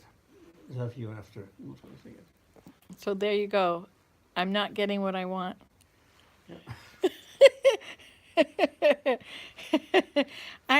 There was when my little girl, when Elida was little and she used to not get what she wants, she would pout. And you stick her lip out. He needs to copyright his music and then sell it on Etsy or Amazon. What do you think, Willem? I'll think about it. That'll be what I do. Mm-hmm. That'll be my job. Anyway, so Elida would put her lip out. So I wrote a story and I called it The Little Girl with a Chair on Her Face. So once upon a time there was a little girl and she was with her parents and she wanted to go to the zoo. Or she was at the zoo. And there was an elephant. They were standing in line waiting to go for a ride on. Oh, hi, Scotty D. How are you, dear? I'm glad you've made it to the party. We've missed you. We're in Holland today. Yes, does this look like Holland to you? Here, I'll show you a little bit of Holland. I'll look out the window for you. Oh, he says, hi, Willem. That's near. Yes, darling? What? So here's what it looks like out the window. This is almost as good as Vancouver. That's pretty cool, eh? That's a refinery out there. And see the fire? That thing over there, that smokestack has got fire on the top. And you see these lines in the water. So the wake of ocean liners. This is the Maas River. Nieuwe Maas. Sorry. And that way, going looking that way is upstream, right, Willem? Oh, that's downstream. Oh, that's downstream. So downstream is Rotterdam. No, upstream is Rotterdam. No, where the mouth of the river, where it empties into the ocean, is downstream. That's Holland. At Hoek van Holland. Yes. And upstream, oh, Rotterdam. okay, Rotterdam is on the way to Germany. So that's that way. Now we're also seeing the reflections of this room. It's a little hard to show you, but if I close the curtain, it works. I'll close the curtain. Now it's just us, and Willem can't come. Sorry, Willem. But now we have that hotel area there. That's where I was walking around. And the ships come up through here all the time. If you look right through there, all that line of dots, that's a ship. And depending how full it is how deep it is into the water. Oh, and this is another ship right here. It's in front of all those big tanks. Isn't it beautiful? Yeah. So that's all the refinery over there and over there. And there's some ships docked over there, I guess. Yeah, it's a lot of ships along the edge. It's like the city. So my mother-in-law lives with the same view. So we're next to her apartment building. Yeah, the ships are docked all the way down there. And so if you go upriver, you go past Rotterdam and up to Germany. And then it's Switzerland at the beginning of it. I guess the river, but I'm not sure how far upstream you can go. There's a huge lake up there in Germany, Lake Constance.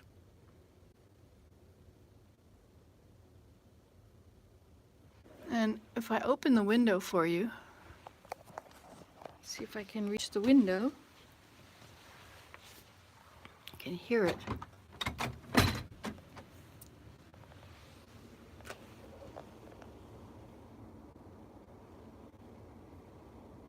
There's a lot of traffic out there on the water. Sometimes some of the boats that come along are so huge. Well, sometimes there's like the Holland, is it Holland America? There's another Holland something, the cruise lines. But some of the ships that have come along today take up like huge amounts of the river. It's a bit polluted out there. It's not too bad. It was worse yesterday. But, one child was at the park, and Lily said that he was saying to his father, that's a cloud factory over there. Because there's a cloud right there you can see coming up out of it. There's quite a few smokestacks. But it doesn't smell the way it smelled at one time, according to Loot. But they have fire at the top of that smokestack.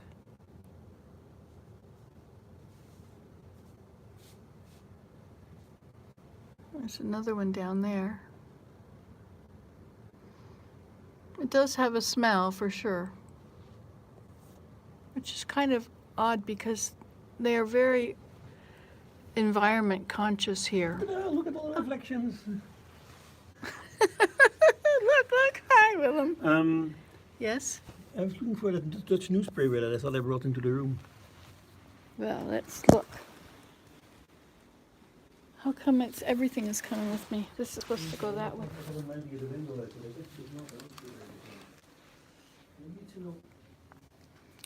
Do you want to see what we brought? I unpacked. So here is the goodies. So these are plantain chips. This is in case I can't eat anything in anywhere. Soft figs. These were like $2 a pack at the dollar store. So we've got soft figs, and then these were from Costco. They're called That's It, and they have this is apples and blueberries, and that's all that's in it. There's no sugar added, just apples and blueberries. Oh, I can't read it. Maybe it's upside down. Oh, that's a little easier, but still not working. And let's see what else. The jar of, this is Grateful was saying to take sunflower seeds and almonds or nuts, soak them, and these are the dehydrated bananas that Willem made. See, and this is the Mancala game, just in case we want to have fun. Oh, and clippers. You'll never believe what I've found. There's a whole bunch of wisteria growing on an empty lot, just on the ground. I could use that and make a basket for Lily. We have some extra cords here, and in case my nails start to break. Extra camera, more cords, a little bit of trash, glasses cleaner, and for you, in case you want to sit down somewhere, I can let you sit on here. There we go. Okay. That's your high chair. My nails, and my mother's pearls. I thought I could look beautiful if I feel like it. Another energy drink. That's for combating the desire to sleep all day. When you get here, and these are the tags from the last trip I went on. They were on the thing. Oh, and of course we have to have binoculars so we can see everything. And of course, passports. Look at these fancy silverware from the airplane. Aren't they beautiful? Like, I had to keep them because I'm a hoarder, and you have to hoard all the special things. Well, there we go. Oh, and an apple and a mask and my glasses and the cheat book of all the places in Minecraft in case we have to go, in case I play with Zane, who is hanging out in Chicago while his parents are working there. See, so I can, well, this is it. I got it all. This is our supplies. I'm ready. Then I put everything else away, emptied all the suitcases, and then Willem's stuff is all there. I even hung everything up. Yes, indeed. So, now you've seen it. I like looking out this window. I like going out there. Oh, you can take anything if you put it in your luggage. So yeah. And this had to go in the luggage.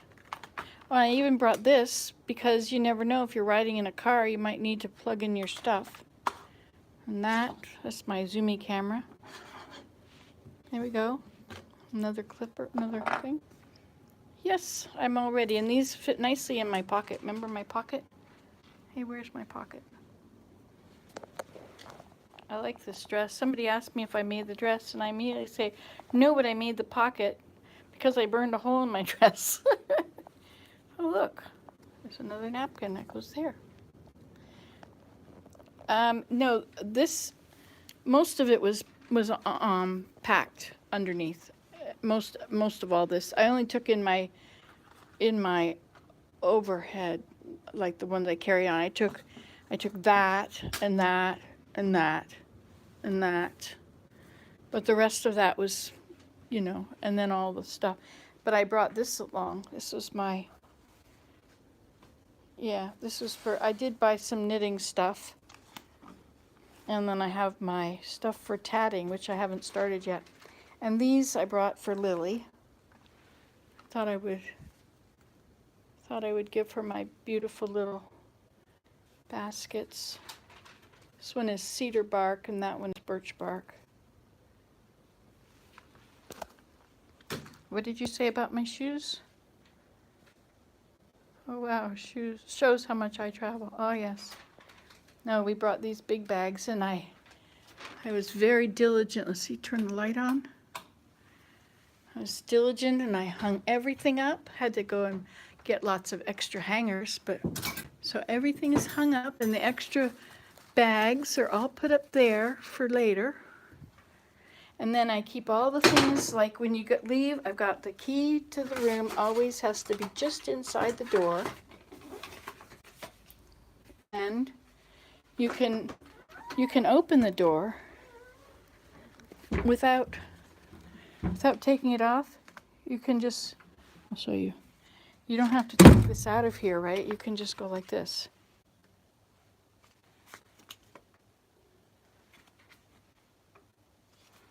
Well, make me a liar. Here we go. There. But anyway, I don't have to take it out usually. But see, if you go out here, you can go right out here, and you're outside, and then there's this other door here, and you can go all the way outside, and then you're outside, and it's windy, and you're on this railing area, and it goes all the way around there, and across the roof, and around to the other thing. See all the reflections in the hotel? Anyway, I've been exploring.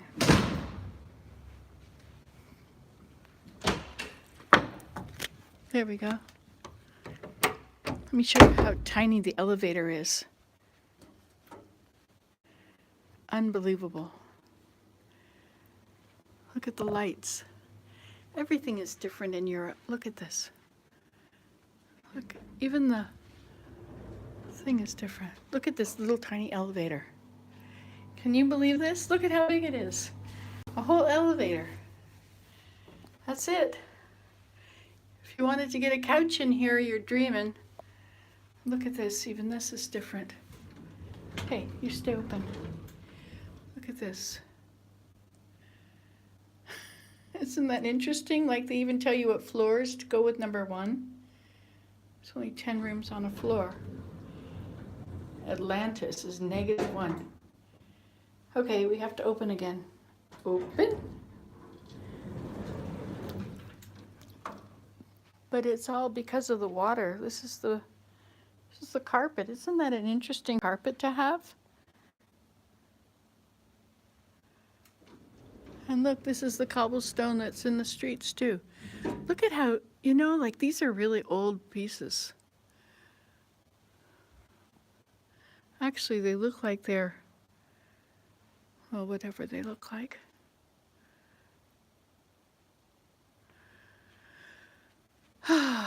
And to see if it'll open this time. Yeah, see? And then I put it right here, otherwise it gets lost. And all the masks, if I keep the masks there too, it keeps us from losing them. There we go. I want to show you this. To lock the door, you know, they usually have a thing here, a bar comes over. Hi, Ellen. We are having fun. So the way to lock the door then is this.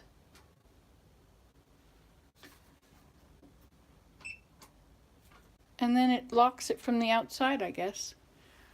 Oh, and we have a peephole. Let's check it out. Not very clear. And that's the heater.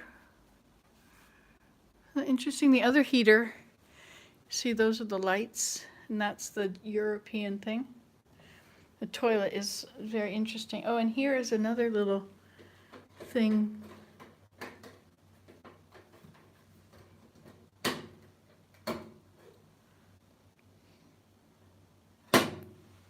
See, we've got our whole thing, you know, this is the stay awake stuff, you know, all those important things.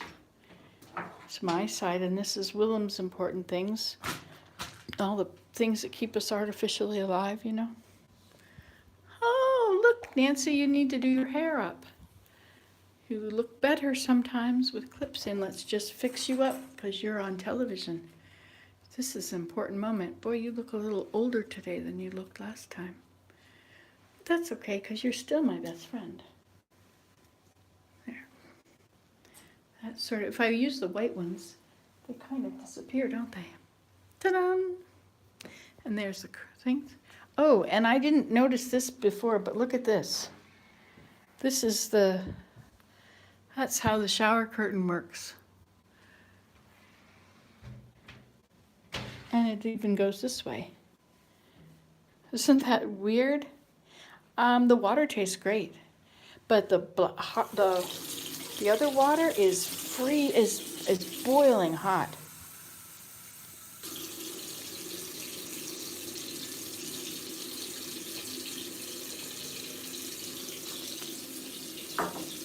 It's very nice. It tastes smooth, like it might be a little bit soft, but it's not artificially softened. Oh, and we also have all these things. I showed you that yesterday.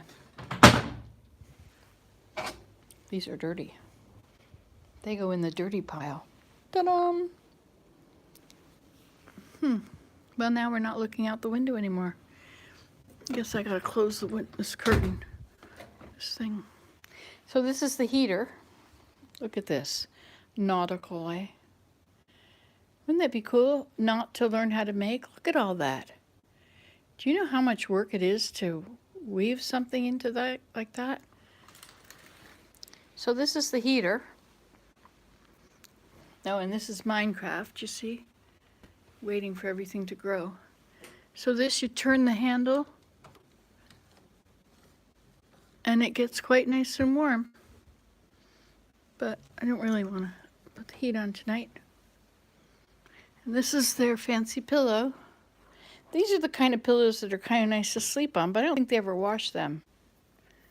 Oh, and that's your other home, if you need to be somewhere nice and comfortable, a high chair. And you also get this. How does this work again? I forgot how to do that. Oh yeah. So you push it a little extra. It goes like that, and then this you stick on that. And that sticks on there, and then you just wash it to make, when the sticky goes away, because it gets dirty. Once it stops, if it's sticky, if it's clean, it's really sticky, but then you just wash it, and then it's clean again, and sticky. There, now you know everything you ever wanted to know. Except I don't know where all my pieces are. Guess they're still in the suitcase or somewhere. Anyway, that's that. Guess we don't have to close it. Oh, look at that big ship. Or did we already look at that? We did, I think. Things change out here so quickly. These ships go really fast. Anyway.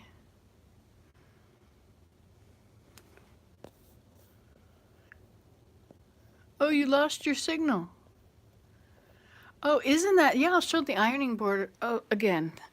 That's a very interesting ironing board. I've never seen a thing like this. So, they only gave you 4 or 5 hangers, so you have to go and get more. But, you know, maybe European people don't take many clothes. I don't know. So this is the ironing board. So you pull this up and it opens up, and then you take your item that needs to be ironed. Everything's pretty okay. Guess you put it in there. You have this thing on, and then you close it and it'll press it. Like, that's a lot easier than the way we have to do it. Sometimes I think Europeans, they do things so much better. Look at this. This is kind of like an IKEA one, but oh, that's why it's so big, so it can open that far. We have these kind, but not like that. This really goes far. Oh yeah, see, making room again. They space saving. They're good at space saving. That's Willem's side. Look at that. He brought 2 pants and 2 shirts. And there's my side. Everything that could possibly fit and look good or passable. There we go. But we don't have a place to get rid of all these because our closet is miniature.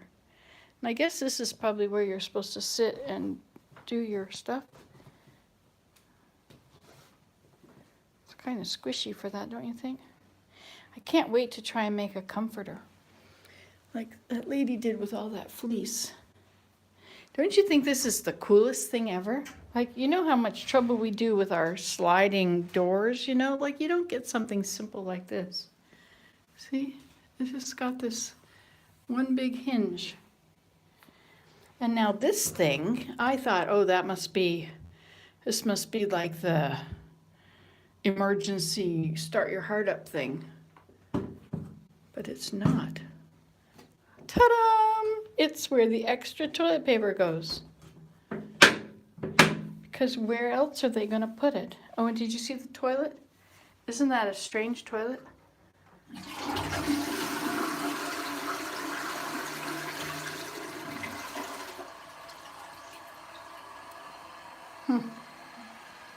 Anyway,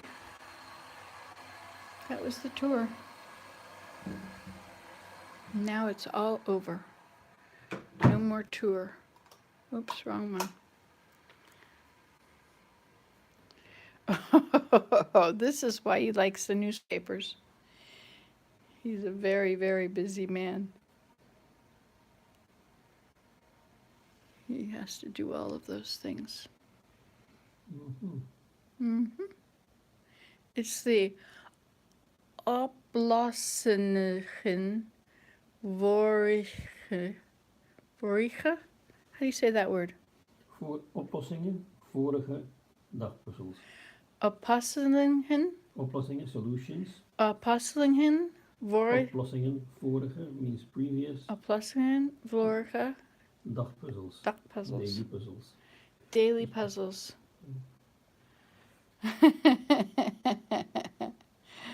Oh my goodness. I had him read things to me today so I can learn the pronunciation. Strapasada, Greeks, Eergert met tomaat in vata. Is that right? What are you trying to pronounce? This stuff. Strapastrada, I don't know what it is. That's the Greek dessert, the Greek dish with eggs.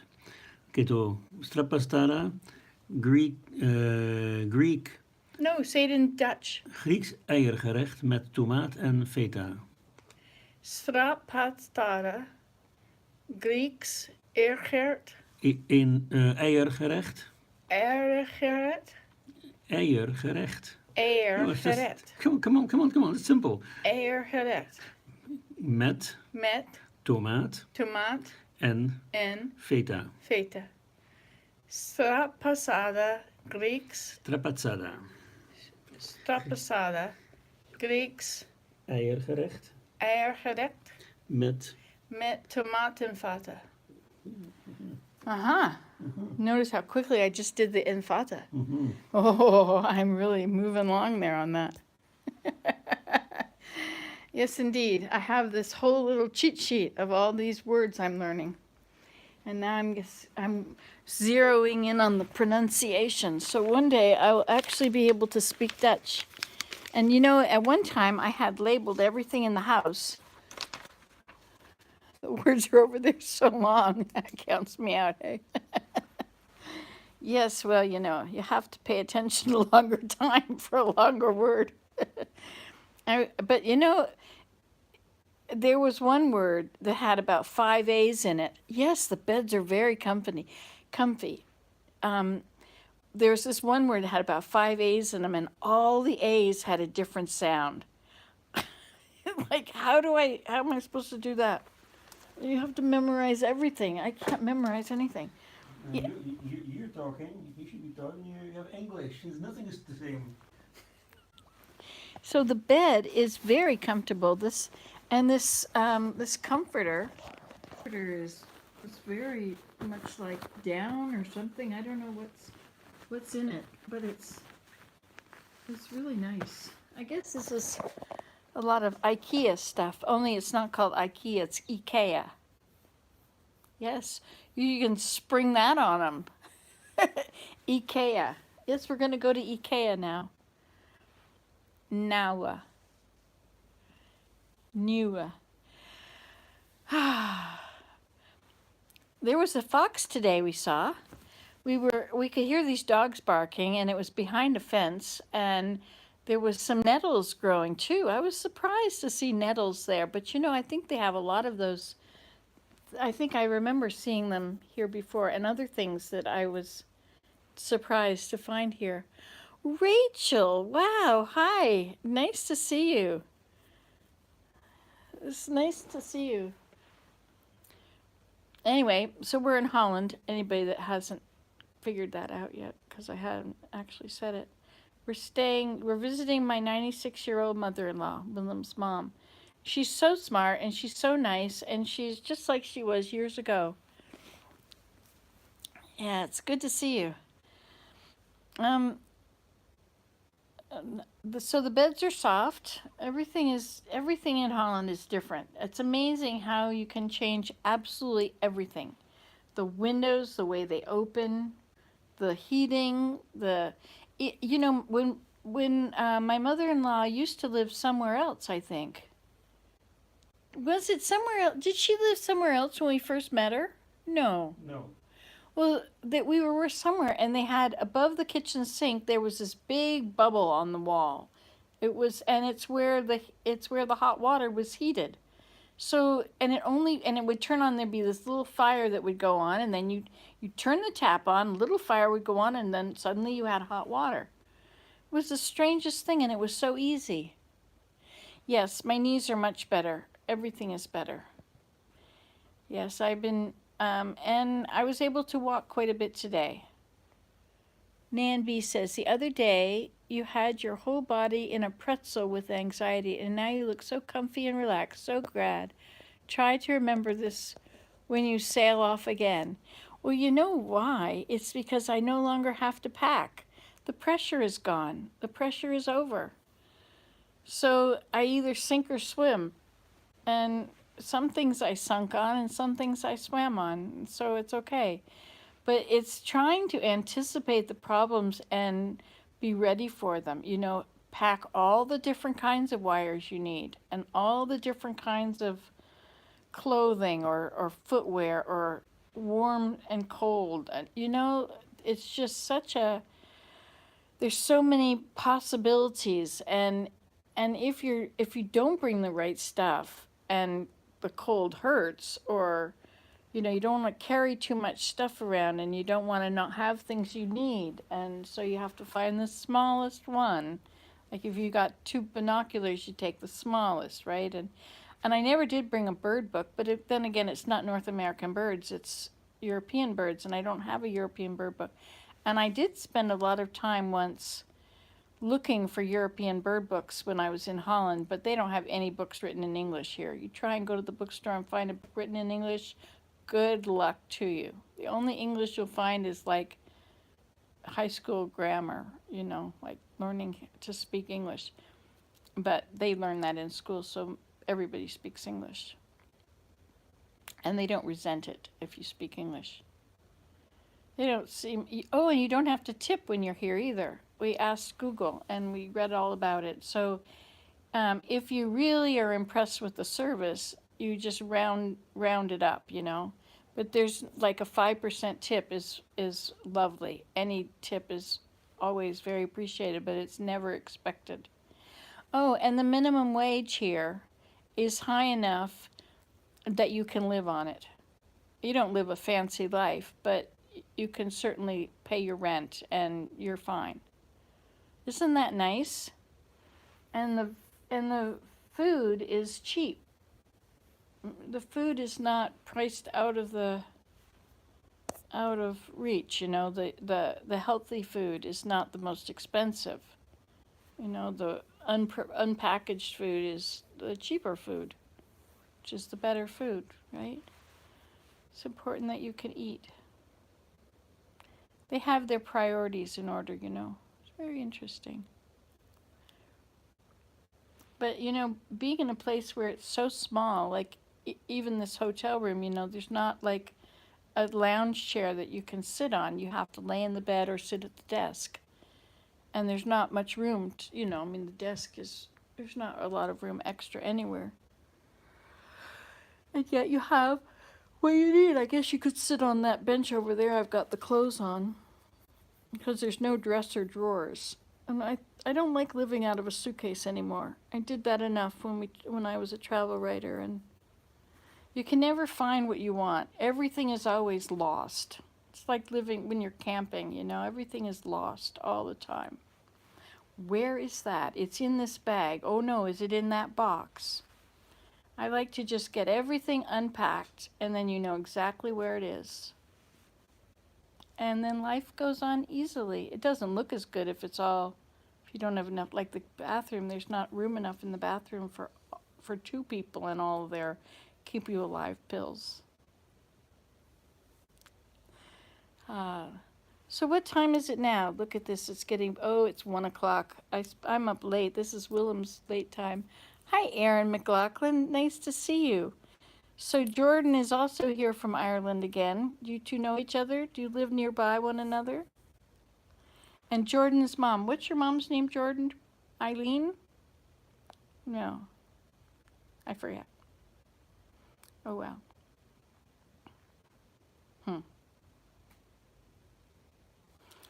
I brought my own pillows. It's a good thing because these pillows are huge. There's a lot more pillow than the distance from your neck to your head, you know? I got my little pillow here, my little fluffy pillow, and I also brought my little fleece thing. This is just a little bit of fleece in there to make a thing to put along my back, you know, so when I lean against it, I'm still warm, which is a good thing because this blanket is not very big. But if I didn't bring my pillow, this is way too big. It would be very hard to sleep on that. Louth, it's close to Dublin. Oh, we flew right over your house the other day. I have a friend in Dublin. I emailed him right away. I messaged him and said, did you hear us? We just flew right over. And he wrote back and said, yes, I did. That was me. Near Dublin. I've never been to Ireland. Well, I shouldn't say that. I've landed in Shannon. I've never gotten out of the plane in Ireland, but I've still been there. I mean, like, if I wasn't there, where was I? I wasn't in North America. I wasn't in South America. I was in Ireland, and I looked out the windows, and it was very green. It was very, very green. We were on the way, I don't know, maybe to Jordan, on the way to Jordan. I think we stopped in Ireland. And I stopped in England once, I think. I never got out. I should visit Ireland one day, but you know, I'm kind of against using airplanes to get places, except that I had to go because it was to visit my mother-in-law with my husband, and I'm sort of, but I wouldn't really have chosen to go somewhere. Not anymore. I would think I should take a ship. I should fly in a balloon, a hot air balloon. No, you have to use power to keep it up. I should swim. I like swimming across big lakes. Just float on your back. Do you know if you're floating, if you if you're snorkeling and you're facing down and you have this little tube, when the waves come over, it doesn't really matter because you float up on top of them. I'll have to practice my strokes and then I'll come and see you. It'll probably take me a few days to get there. A few months. Goodness gracious. You know, I was going to hike the Appalachian Trail. That was going to be a great event. I was going to do that. And I was all prepared to do that, you know, except I had to get things together and do a little more exercise. You meet me halfway. Oh, and we'll meet right in the middle. I'll meet you right there. No, it won't be 10 miles over. It'll be right in the middle, and you'll be coming that way, and I'll be coming this way. Oh. So at one time, I was going to hike the Appalachian Trail, and then I figured out how many ticks there are, and I really don't need Lyme disease. Pain is enough trouble without something extra. What did you just say? Rachel, keep some sandwiches in a Ziploc bag. That's right, take along with us. I got to write Luth down, Aaron, because I will forget that, and then I will never know that you ever told me. And how would that feel if you told me and I didn't even remember? Aaron McLaughlin, E-R-Y-N. It's so much easier to pronounce your stuff, E-R-Y-N, than Dutch. But I'm getting it. Aaron and McLaughlin. How come the Mick and Lachlan are not together? L-A-U-G-H. Oh, it's not McLaughlin, it's McLaughlin. Aaron McLaughlin, and you are from L-O-U-T-H. L-O-U-T-H. Now, if you could just pronounce that for me, I'll know how to say it.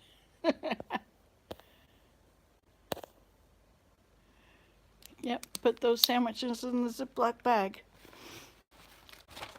So I was going to go hike the Appalachian Trail, and I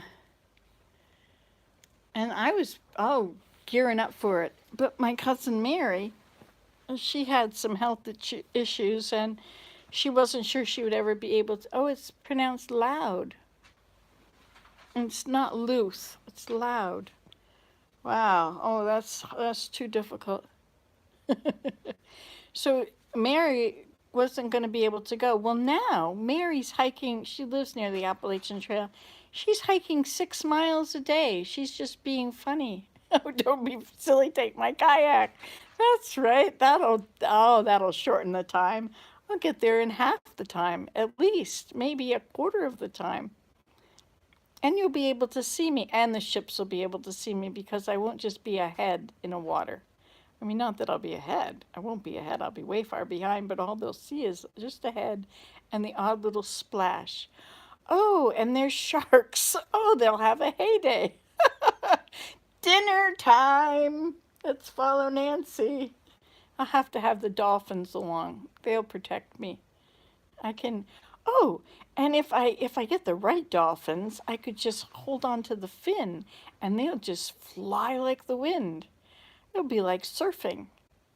And if I keep 2 of them close by, then the sharks will have less of me that they can access. They'll have to fight the dolphins for me. And what if it was like the birds and the fish decide to swim along? And we had like a whole bunch of dolphins, and we have all these angelfish and a school of parrotfish and all these things. Look at dolphins. And the dolphins, they will be able to tell when the other dolphins are coming. I'll be coming from the west, and you'll be coming from the east. And the dolphins will be able to hear each other, the sonar. This is a perfect idea. Oh, I'm so glad we're taking the time to think this through. And we can strap the sandwiches. We'll have to put the sandwiches, strap them to our backs, because we don't want the fish to think that it's dinner time. And it's a good thing there's no bears, because the bears would smell the fish sandwiches, and bears will attack you if you have food on you. So thank goodness there's no bears. Oh my goodness, my goodness. Now, what do we do if it rains? Oh, well, what it won't matter. We'll be in the water anyway. Oh, yeah, you made it. There was a famous dolphin in Ireland called Fungi. He lived in Dingle. I'll bring a flask with tea, too. Good job. Hi, Susan, you made it.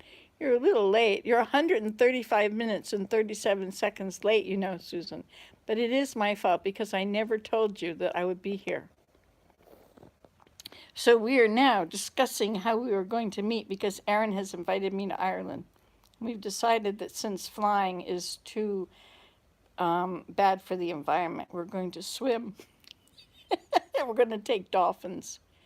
Hey, you know, we could have kayaks and we could just tie the dolphins to the kayaks. I know it's not as friendly and as cozy, but at least we won't have our tummies exposed to the great white sharks. And what other sharks are in between here and there? Maybe we should have a shark book so that when we see them, we can check them out.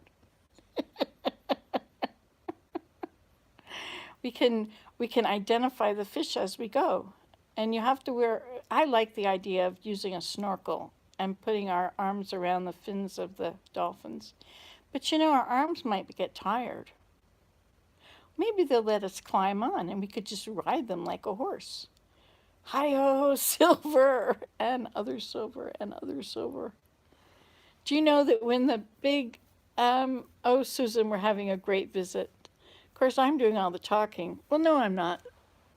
I could hitchhike like a barge. Oh, yes, let's get into it now. Well, you know, those big ships, those ocean liners, there's often dolphins that swim alongside them or in the wake along the front. A dolphin harness. Oh, why didn't I think of that? Now, will we have to make one ourselves, or is this a real thing that you could actually purchase? You know, since money is no object when we're dreaming. Dream on, dream on. But if we had a balloon that would keep us buoyant, how long will helium stay in a hot air balloon, or in a balloon? Only a day, isn't that right? Or maybe a little longer. But if we used helium balloons, hi Maureen, you could swim to England and there aren't any sharks in the English Channel. Oh, well that makes it easy. And then from there we can go up to Ireland. It's doing its funny stuff now. You look exhausted, Nancy. What did you do all day? I've been laughing. I've been on this thing for 138 minutes. No wonder I'm exhausted. I've been talking the whole time. We did nothing. We wandered around and smelled flowers. I had to get down very low to smell all the daffodil patches. And we saw a fox. I told the lady that I was learning Dutch and that from all the road signs, and I learned to say, Pas op, konijnen, de was komt eraan, which means, watch out, rabbit, the fox is coming. The little dogs were very upset about this fox. It was a big fox. It was a red fox, and it was the size of a, well, it would, what's smaller than a German Shepherd? But everything is smaller than a German Shepherd. It was pretty big, though. Let's see, what is about the right size? I love smelling flowers, too. But daffodils grow so short. I think they should be hybridized so that they have stems 2 feet long. It's just, you know, natural to think that, don't you think? Everything has been hybridized. What was the other thing that was hybridized? You know how big things grow in Holland. Everything is huge. And if you go to a garden in Holland, oh, and there's lots of these little garden plots beside the canals or something. And there's canals everywhere. Did you see that video I did yesterday? We were coming back from some town to this town where Willem had his reunion, and there were all these little buildings along the way, little buildings, and they were all garden plots, I guess. But the gardens grow so huge, everything is ginormous because they have good soil. But I'd rather get yarn than a bouquet of flowers. You know, somebody commented the other day somewhere that if you want flowers, you have to, as you get older, if you want to have flowers, you finally figure out that you can you have to buy them yourself. If you want flowers on your kitchen table, you better buy them. But if you don't buy them, you won't have them unless you use silk flowers, which is kind of pretty, but they're really not the right ones. It's hard to look appropriately dressed when you're lying down in bed. You know, you have to pull your shirt down, make your collar straight. See, the back of my shirt is tucked wrong. My hair is a mess. So what did we do today? We wandered along the canal and I sketched what I could see, which didn't turn out right, and I sketched a few birds, and we sat on benches with Willem's mom sat on a bench, and we sat on a bench quite a distance away, and we leaned forward and tried to hear each other, and we ate in this little restaurant, this beautiful restaurant that's right here in the building, and we watched the barges. Out of my window, looking in the night, I can see the barges' flickering light. Barges, have you treasures in your hold? Do you fight with pirates brave and bold? Barges, I would like to sail with you. I would like to go with you. I would like to sail the ocean blue. So there's lots of ships going by. I sit and watch as ships go by. I sit and watch as ships go by. How does that go? La la la la la la la la la la la la. Oh, I hear another one. We better check it out, make sure it's... Oh, here he comes. Let's get him. Let's look at this. So she's not sick at all. She doesn't even think she has COVID, but it turned out positive test the other day. This one's coming along.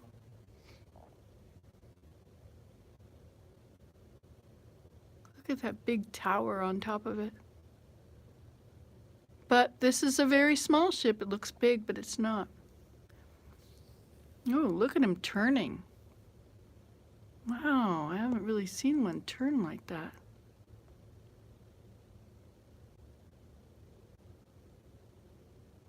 Now we're seeing the back end. There's a name for that, right? The bow is the front, the stern is the back, is it? Oh, maybe he's decided he's going the wrong way. And he's coming around, bring her around. No pleasure boats. There's no pleasure boats out here at all. Only the people that are in this industry seem to like it, I think. Look at how much of it is so short. Hey, there's some water coming out of it too.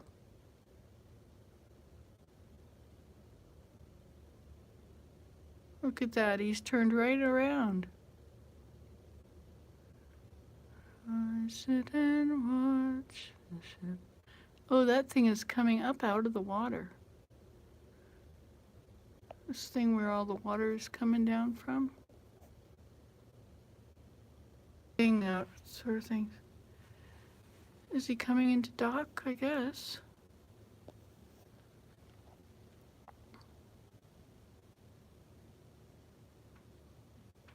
I have to plug you up again just a minute. Let's find that cord. It's down here somewhere. Just a minute. Okay. Oops, that's not the right one.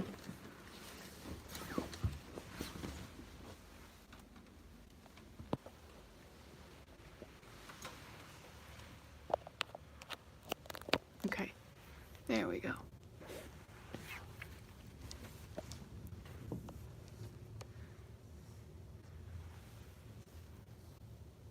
He turned around completely. Isn't that amazing?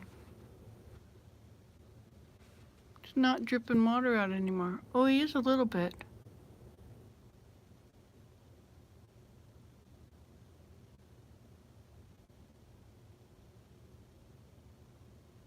I wonder if that was instrumental in turning it. Maybe it was a sort of a motor he put right down. I mean, it turned quickly.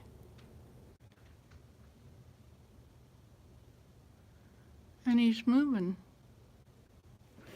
I'll zoom out a little bit so we get a better view.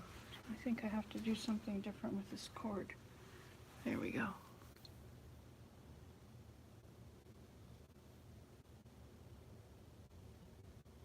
Now it seems to be stopped.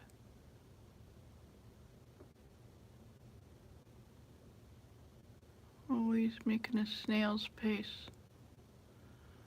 We're going to go faster than that with our dolphins, aren't we, Aaron? I'm going to go see Aaron in Ireland. I'm going to hitchhike on a dolphin. She's going to meet me halfway. We've got it all figured out. She's going to take a dolphin, and I'm going to have sandwiches strapped to my back so that the sharks won't suspect anything. Well, so there's the ship. We'll be so speedy, we will. We'll just be zooming along. We'll leave all those ocean liners in the dust. What's happening over there? I see something moving. Let's see. Oh, here comes a speedboat. Whoa. There he comes. That's the water taxi. Oh, you can't get into the sunshine. They stop some, oh no, I guess they're going to Rotterdam. You can take the taxi to Rotterdam.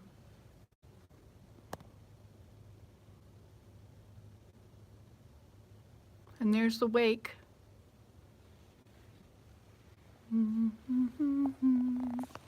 Is my finger in the way? That's why it was so dark. Jeepers. Now let's see the wake. Here it is. She'll be coming across the water when she comes. She'll be coming across the water when she comes. She'll be coming across the water. She'll be coming. Hey, right at the front of this boat, this ship, let's see if I can figure out where the end of them is. So all of that is one ship. And at the front, which is the bow, right? Look at how churned up the water is right in the front. Seems to be going in circles.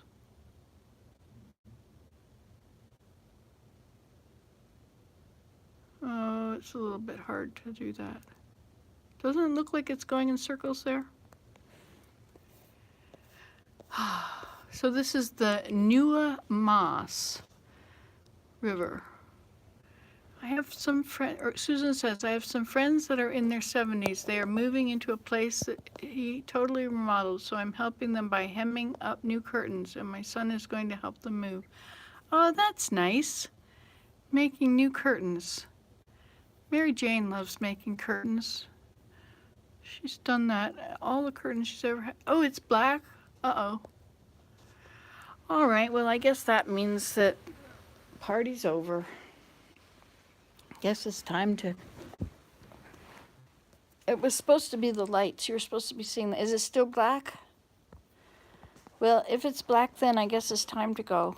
So thank you for coming to my party. Let's meet again tomorrow, okay?